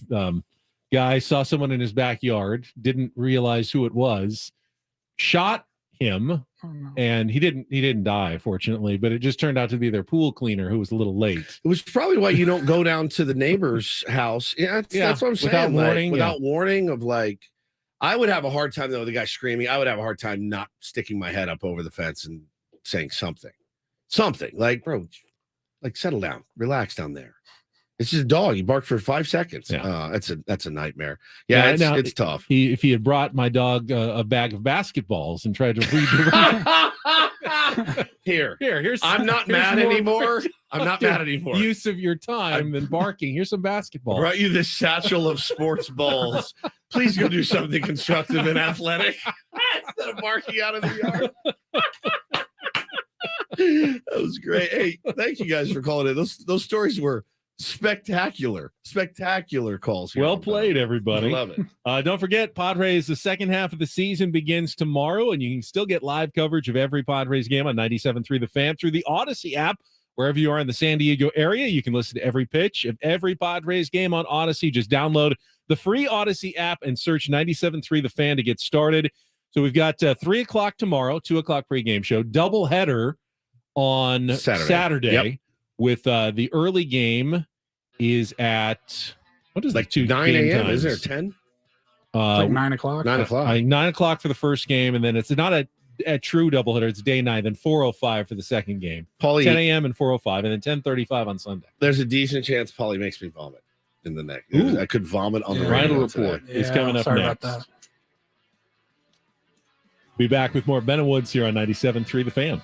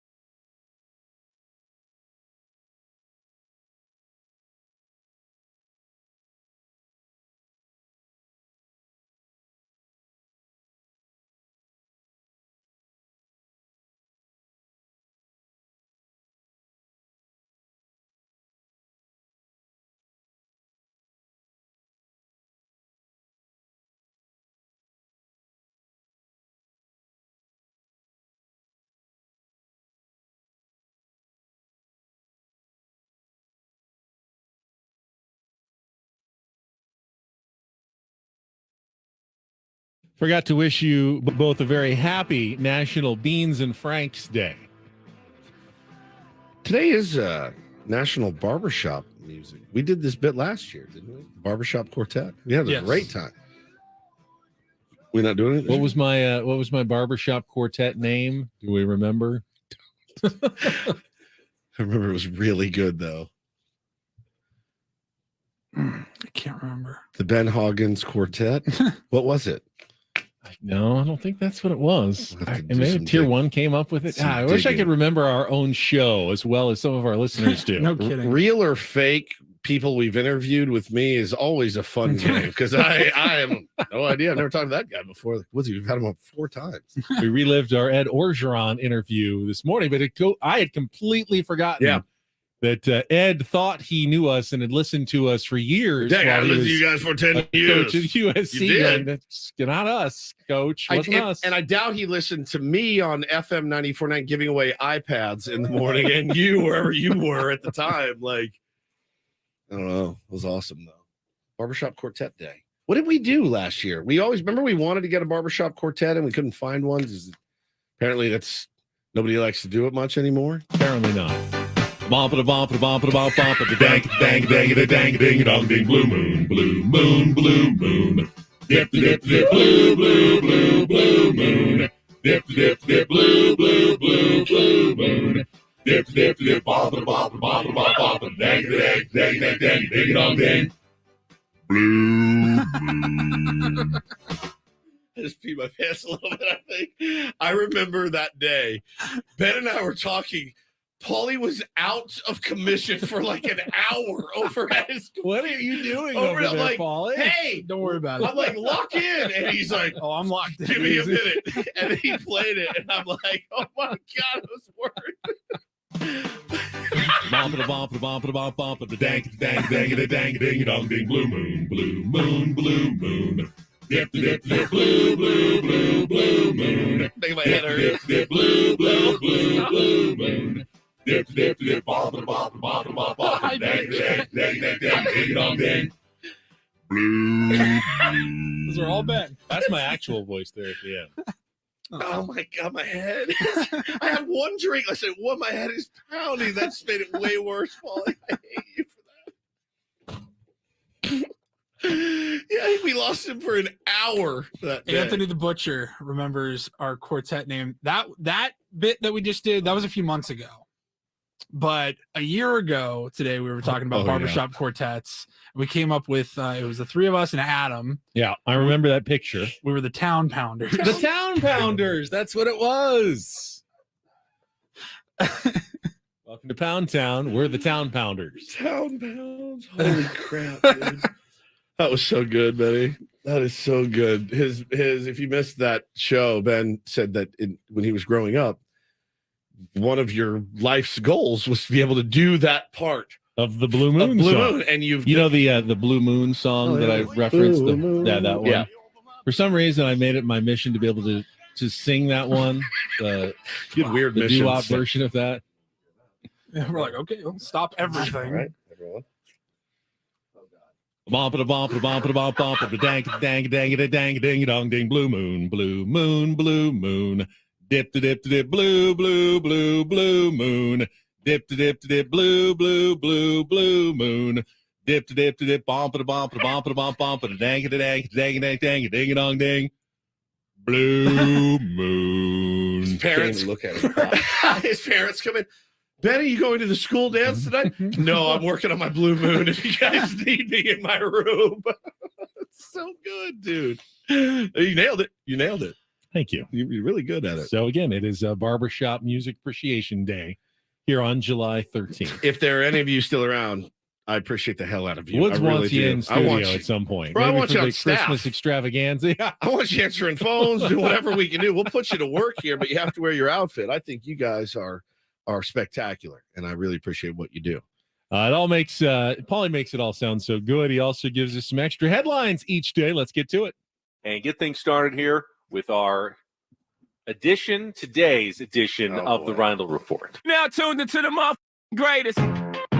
Welcome to the Reindl Report with Paul Reindl. Hi, Paul. All right. 2 stories from the world of sports that we haven't gotten to yet. We'll start off in Major League Baseball. And 1 story that you didn't know you needed. Are you laughing, biatch? It's the Reindl Report Hey, Paul, how you doing? Okay, how are you? on 97.3 The Fan. Are you ready to bless the mood? I need some help, please. That was good. Can I get a All right. All right. All right. Gentlemen, unfortunately, let's start with a bit of a sad note. Oh. Just get it out of the way. But our buddy Dickie V saw this headline yesterday. Woodsy, have we or have we not had Dickie V on this show? We have. Yes, we have. That's real. Several Yeah. times. That was real. Man, he has gone through it for the last few years, different types of cancer, and he's beaten them, and he's come back to the broadcasts and studio work for ESPN. And yesterday on ESPN, it says ESPN analyst Dick Vitale says he has vocal cord cancer, and he's going to need another 6 weeks of radiation to treat this. He wrote in a statement that he posted on his Twitter page, I plan to fight like hell to be ready to call games when the college hoop season tips off in the fall. He's 84 years old. He said last month his past issues on his vocal cords have returned, and he would be on a total voice rest for at least 6 to 8 weeks. He had a surgery done or a procedure done. Today's the 13th, so 2 days ago. He is and remains just that's always the most admirable thing about people that are in that fight. Our friend Emily Walden, who went through it, just remained so massively positive. And you all at least I do. I put myself in those shoes, and I'm like, I don't know how you get out of bed every day and face that. And Dickie V, obviously everyone's pulling for you. He's just one of those. He's one of those kind of you can not even like his shtick at all and still love Dickie V. He's just a good dude. I don't know the person out there that hates Dick I've Vitale. never seen that either. I think sometimes he's underrated and underappreciated because of his shtick. Well, I think people will look and go, what does he do? He's loud and he's enthusiastic. I could do it. I mean, anyone can bring that energy, right? All you have to do is just be excited, and he's just excited about everything. What skill is there in that? Let me tell you. Try it.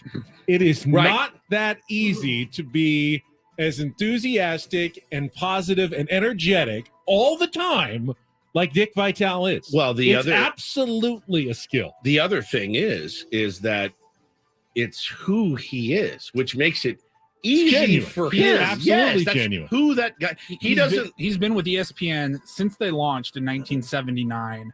He called their first college basketball broadcast, and it's easy to dismiss it now with especially me. I grew up with the internet. I grew up with computers, social media.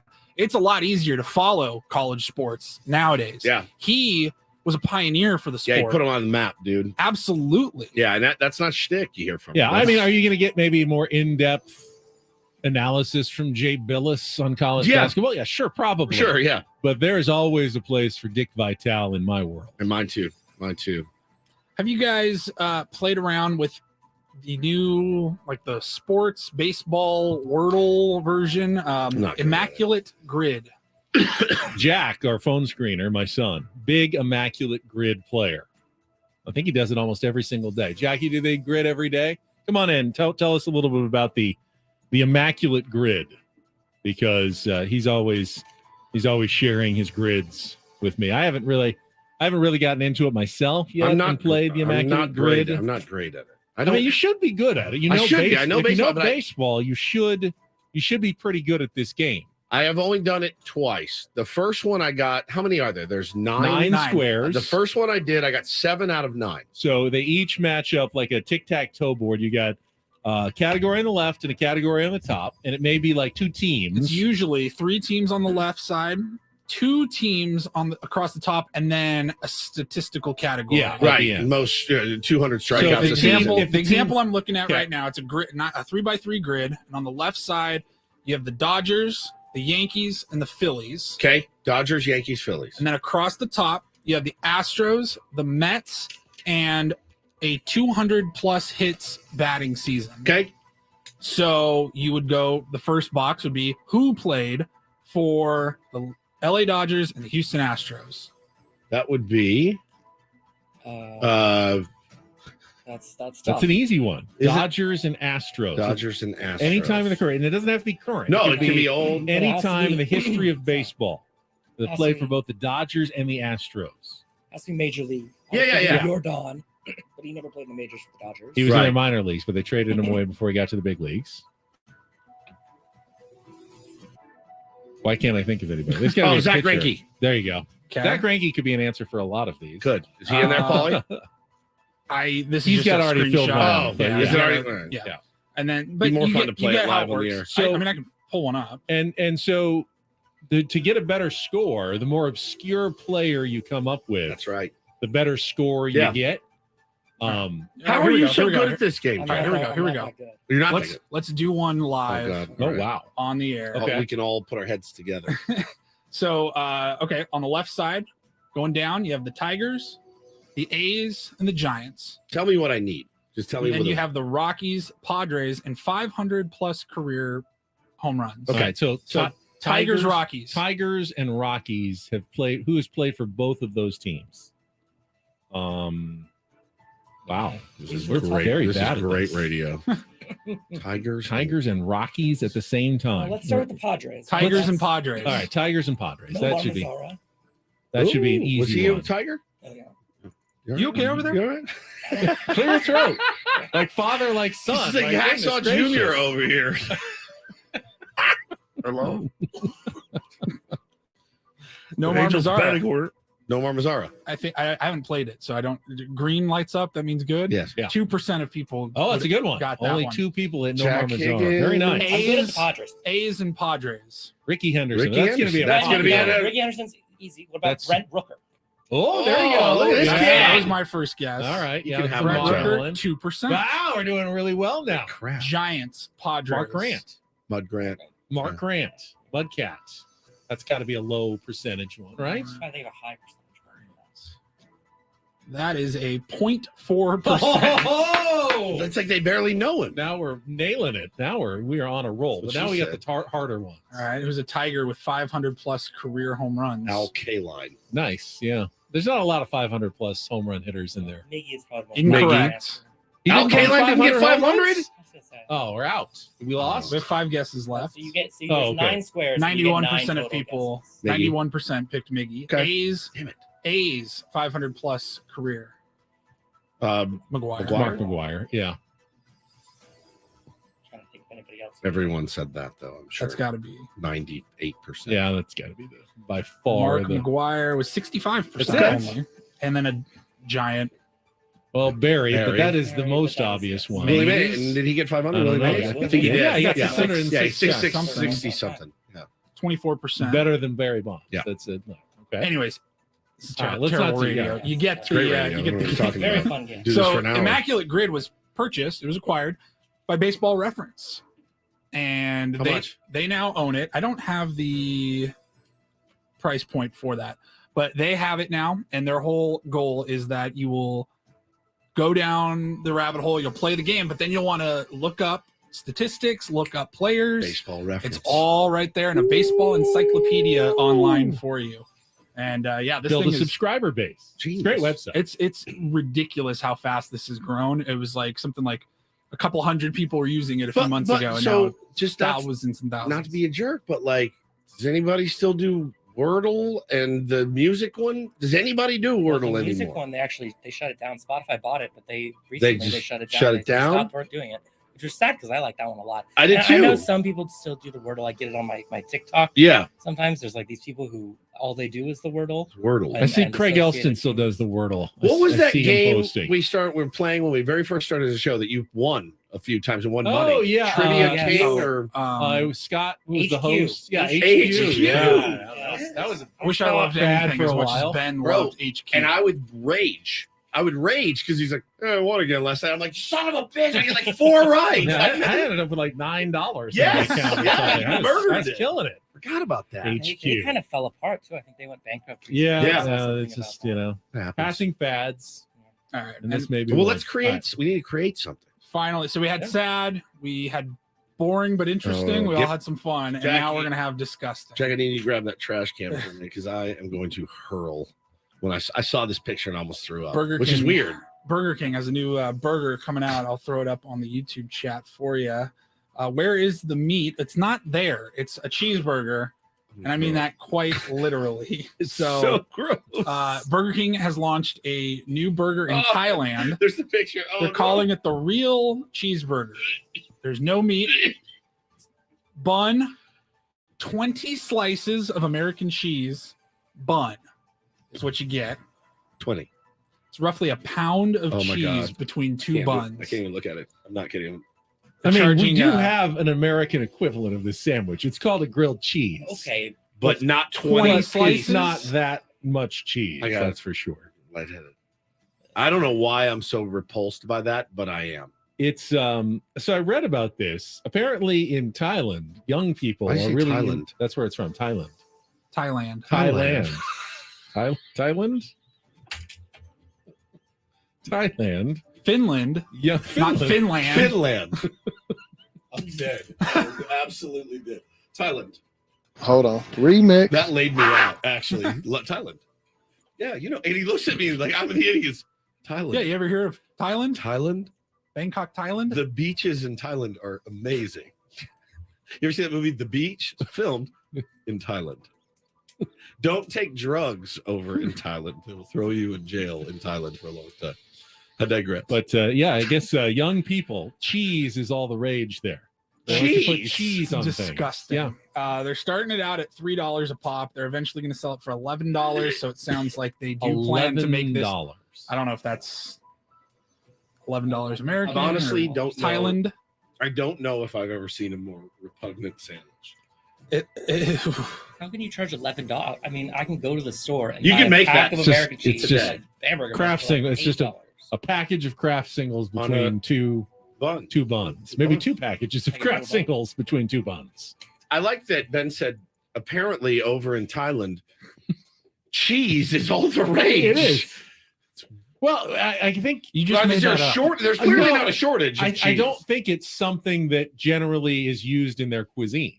When When I was- you go to a Okay, Thai that makes restaurant, sense. All right. you're not eating. There's not a lot of cheese items, but now it's all of a sudden like, oh, let's try this cheese stuff. Because And when you said with their kids, and I'm like, well, when I was a kid, like weed was all the rage. Yeah. Like we were all trying to get weed, and now they're cheese like, you want is- cheese? yeah, I'll take More of that cheese. 14 slices. That it's Get all some the of that rage. Parmesan. You're Yeah, shaking yeah. on things Not all a over the cheese. place. I got a cheese guy. I need to call him up. That is fantastic. In Fantastic. Thailand. Thailand. Finland. Finland. Amazing. Finland. Idiot. Thailand. He looks at me with disgust. Thailand. One of my favorites. Greenland. Greenland.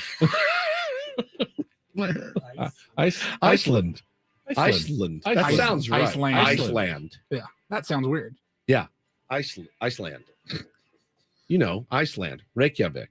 Reykjavik. Iceland. All right, we are really Gem. rolling. If you missed it, stay tuned.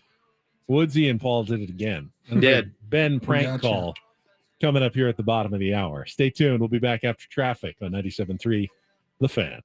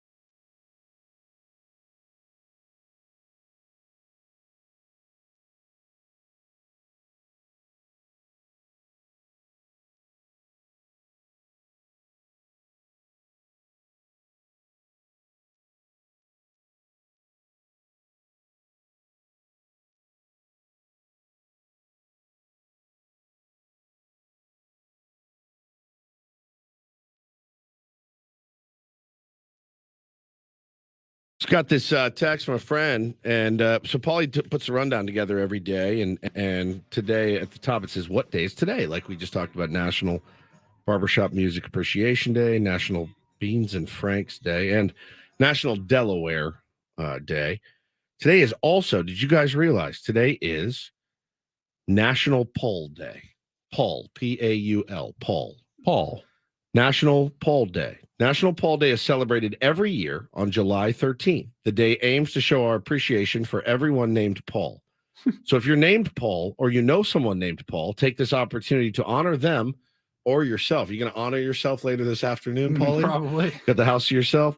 Paul is a masculine name, especially common in Christian countries, given the strong Christian heritage the name Paul has. Who's your favorite non-Paul Reindl Paul? Paul Stanley. Paul Rudd. Paul Stanley. Yeah. Who's yours? Paul George. Paul Molitor. Paul Molitor. Somebody sports related. Paul Newman. Giamatti. Ooh. Good actor. Paul Newman. Paul Newman. Great actor. Very cool. Paul is, me and you both have pornographic sounding names. Paul and Steve are very, very mustachy names. Yeah. Let's see. Who are famous Steves? Steven Spielberg. Steven Seagal. I know you're a big fan of Steven Seagal. Let's see. Steve McQueen. Oh, yeah. Very cool. What about Ben? Ben Franklin. Ben Franklin. Ben the Rat from the Michael Jackson song. Yeah. Ben the Rat. There's not a ton of hugely famous Bens. Ben Stein. Like Win Ben Stein's Money. Right. He was in Ferris Bueller's Day Off Yep. as the teacher. There's Benjamin Netanyahu, the Prime Minister of Israel. Yes. There's Gotta do that Ben Simmons in the NBA. Ben Verlander. All right. We'll be back tomorrow. I really fudged up. We had Ben Appreciation Day We like should- a couple you bet of years you ago. really- This wasn't on my National Days website. Happy National. Megan, if you're listening, take care of Paul. It is Paul Appreciation Day. Paul, I'll just tell you, we appreciate you very much. That's Thank you. about the best I can do. So today of all days is about the best I can do. Solid appreciation of Paul. One of our sales reps did drop by just now and let us know we have about 100 spots to cut after. So that's fun for you on I'm Paul actually checking Appreciation. out. Yeah, 'cause it's Paul Appreciation Day. So That's great. Sorry, we can't let you leave. Ben Dover. it's not famous. Italian Paul Appreciation Day. No. Maybe he can do it. produce those spots for you. Yeah. Happy Paul Day. Paul Bearer, somebody says in the chat. Everyone's losing it today on the last day We of are. summer We break. are. Well, maybe as a gift, you can pay for his trip to Korea. I can't actually. When you guys would go back to school, do you remember so tomorrow is today's the end of summer break. It's our last day before it breaks over and we got to crank it up. Did you guys used to go clothes shopping, and who would take you? Oh, there was definitely some, back to school, some new threads for the first week of school. Who would take your mom? You know, Brooks Brothers. Sometimes grandma. She had some style. Brooks Brothers. Just khakis. Ben would load up on khakis for the year. Yeah, my dad would take us. I've told you. I've heard these I would stories. break down in tears every time I go because he would make me get stuff I didn't want to get. Why? It was cheaper than the other stuff, and I would be, I don't want to wear this. My mom had that. I'm sweating right now thinking about it. The anxiety of going school shopping every year was too much to bear. It was. I dreaded it for so long. Now you dress now like a cool high schooler.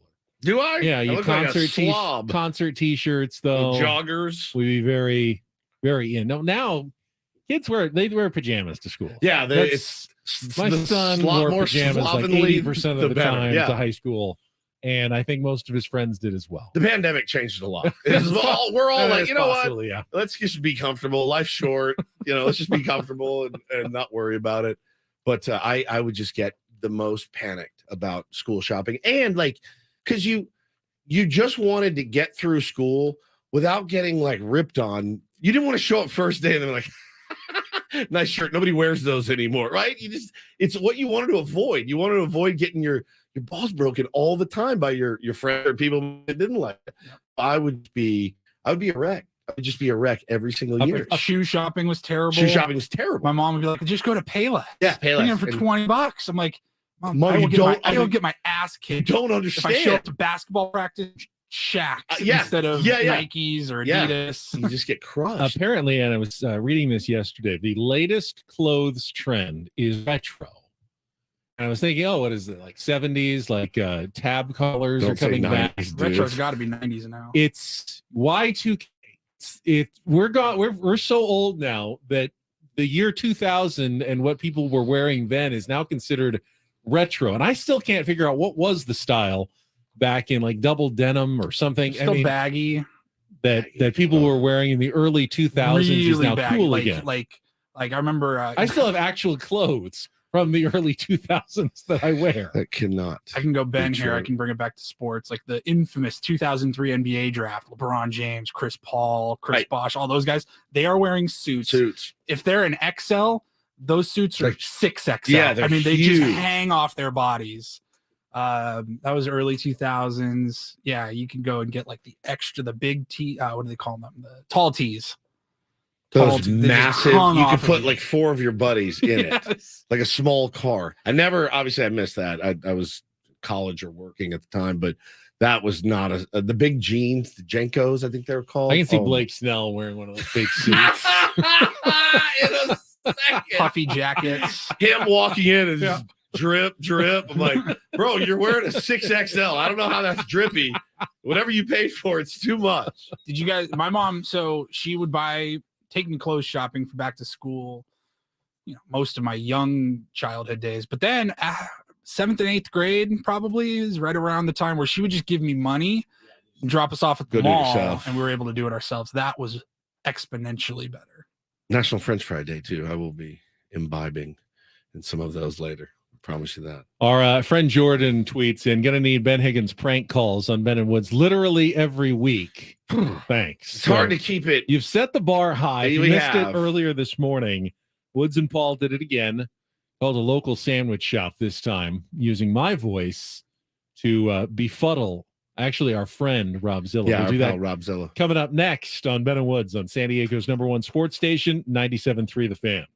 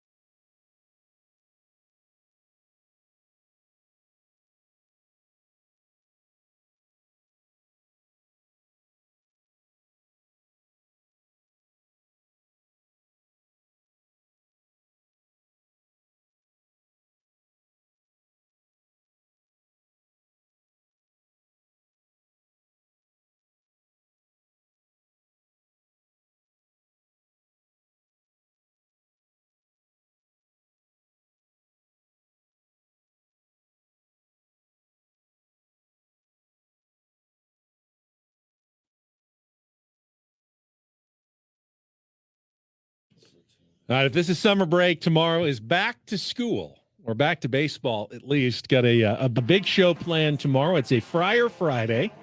Padres getting ready to face the Phillies. We will talk to Chris Kemp, Padres Vice President of International Scouting, was AJ's right-hand man for the recently concluded 20-round MLB draft. So we'll talk about some of the additions Padres made to the farm system. Still got to get some of these guys signed. You know, the bonus pool is limited. They also have some undrafted free agents that they've signed.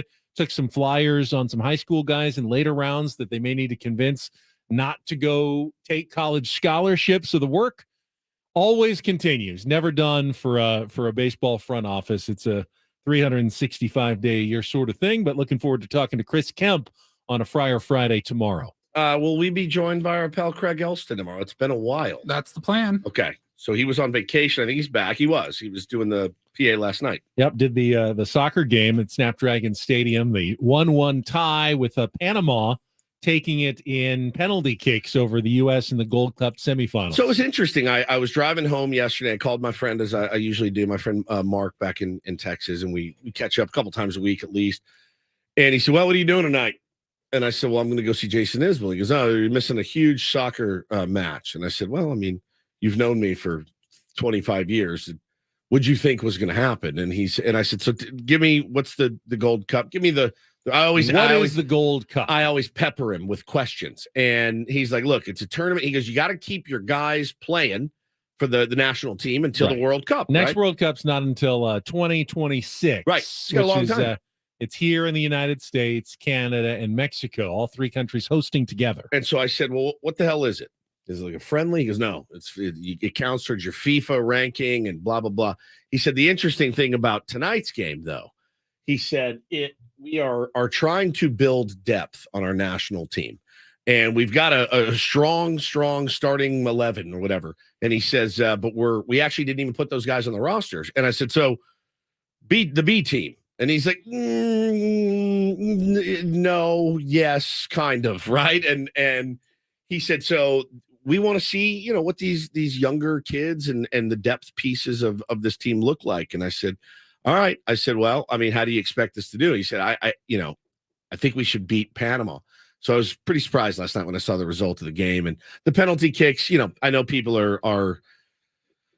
It's the zombie runner on second. It's all of this. Yeah, but penalty kicks can go either way. Yeah, but for sure. That doesn't tell the story.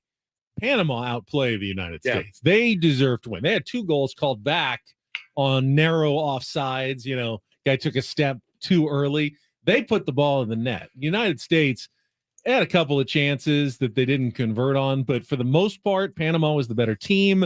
The correct team won that game last night. Had the United States won penalty kicks, you would have thought that's kind of a miscarriage of justice for Panama, who probably deserved to win that one. Yeah, it was, Christian Pulisic and some of the top European players who are Americans didn't come back for this tournament. It was an opportunity. They had an interim coach, Greg Berhalter is coming back, but he hasn't started working at the job again. Why? I don't know exactly why. They wanted to keep the interim coach through this tournament.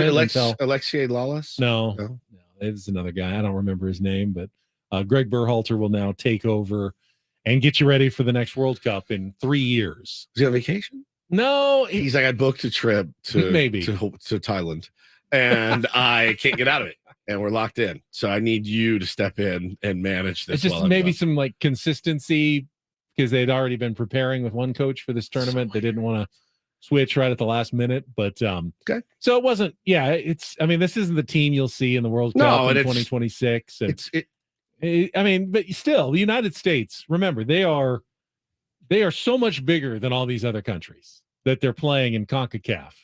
Panama, tiny little sliver between the Atlantic and the Pacific Ocean with a canal. Yeah, tiny country. And the United States should be able to dominate when you pick the best soccer players from our nation compared to even Mexico. Mexico is obviously 1A, 1B in our region, but the United States has done very well against Mexico in international competitions. Is that in typical recent years. American arrogance? I don't know. I think it's more of they didn't care that much if they won the tournament. They wanted to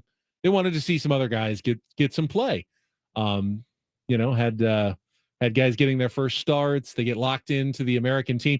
You know how that works in a real competition. Once you play for one country, because some guys may have dual citizenship. That's how you lock it in. Once you lock them in, they're always locked in. They can't change and go to a different country at that point. So you lock some players in for the future. Yeah, it's like Little League. You got to get everybody Once you're in your district. You're good.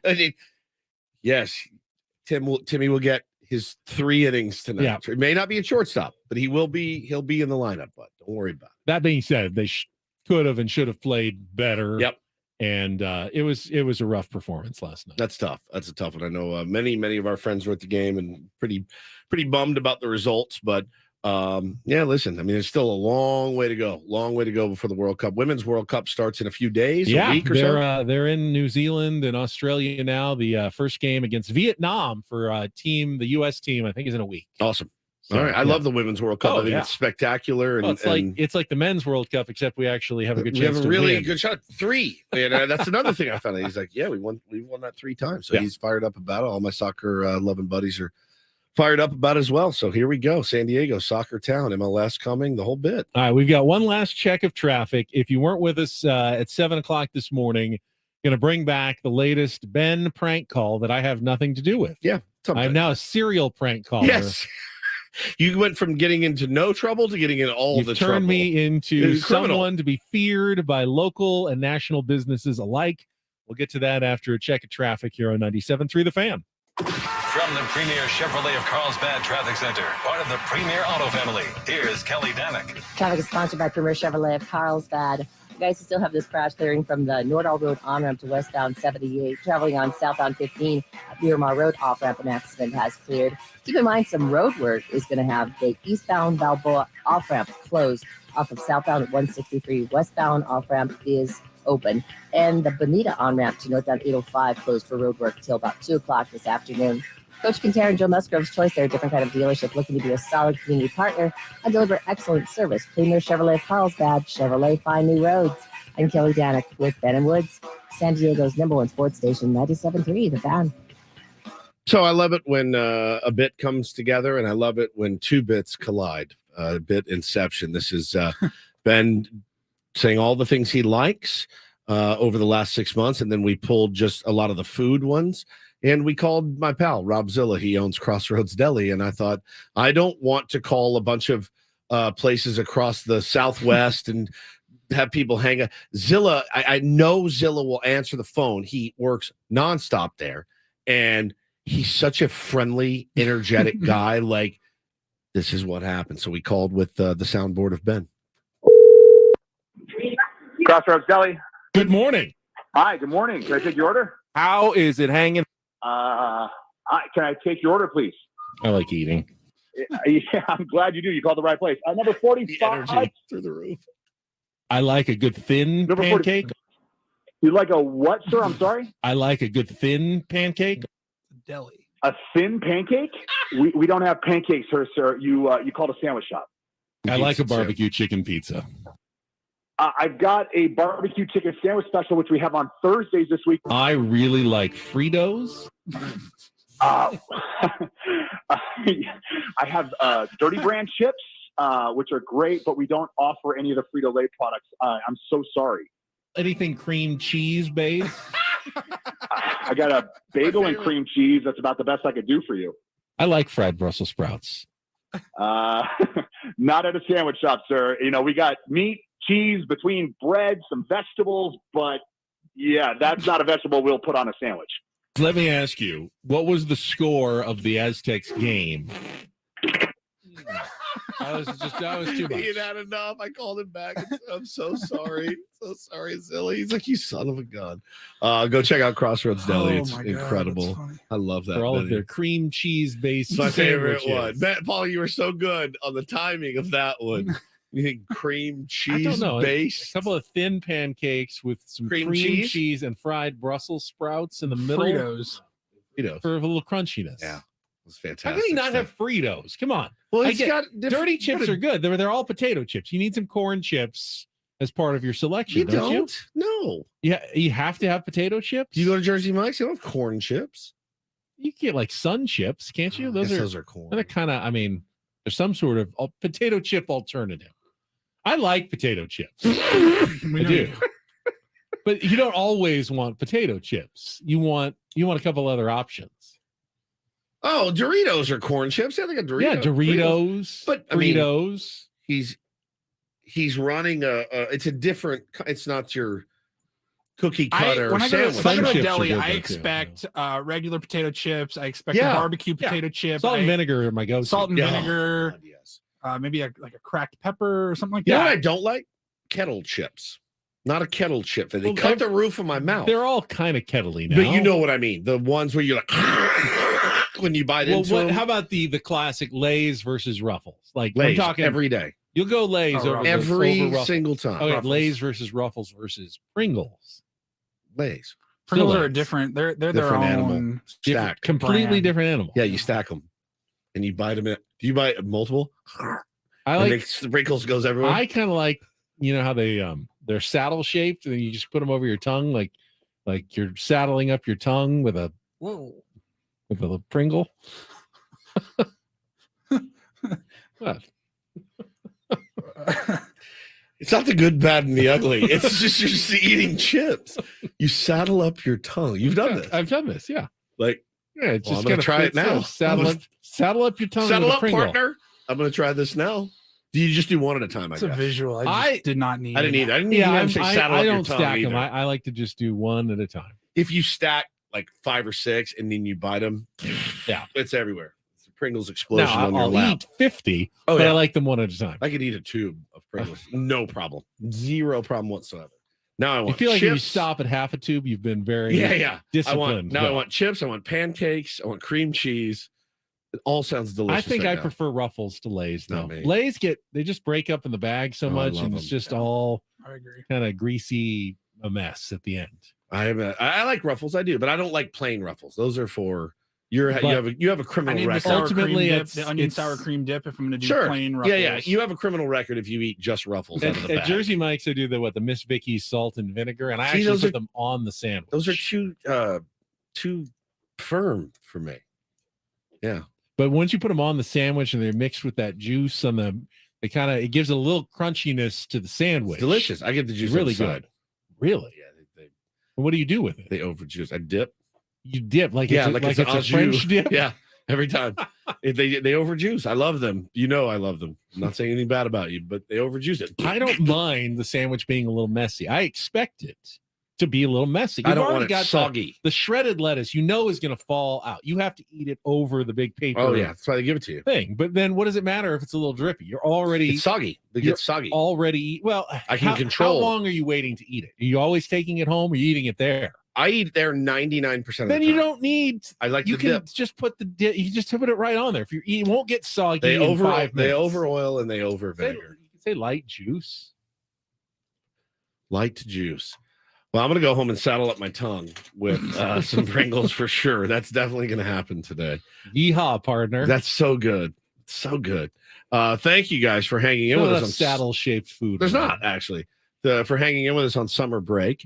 I've had a lot of fun this week. We did it. We did. promise no more fun the rest of the week. No, straight sports. All business. sports. Technically, there's nothing going on today Tonight either. Yeah. So we won't really have a lot new to discuss tomorrow, other than it's a Friar Friday and A we get preview. ready for the second half of the season. We will preview the Padres Phillies series and kind of figure out what exactly we need to expect from this team and how it's all going to go. I've got the entire road trip mapped out, by the way. Do you? Mm-hmm.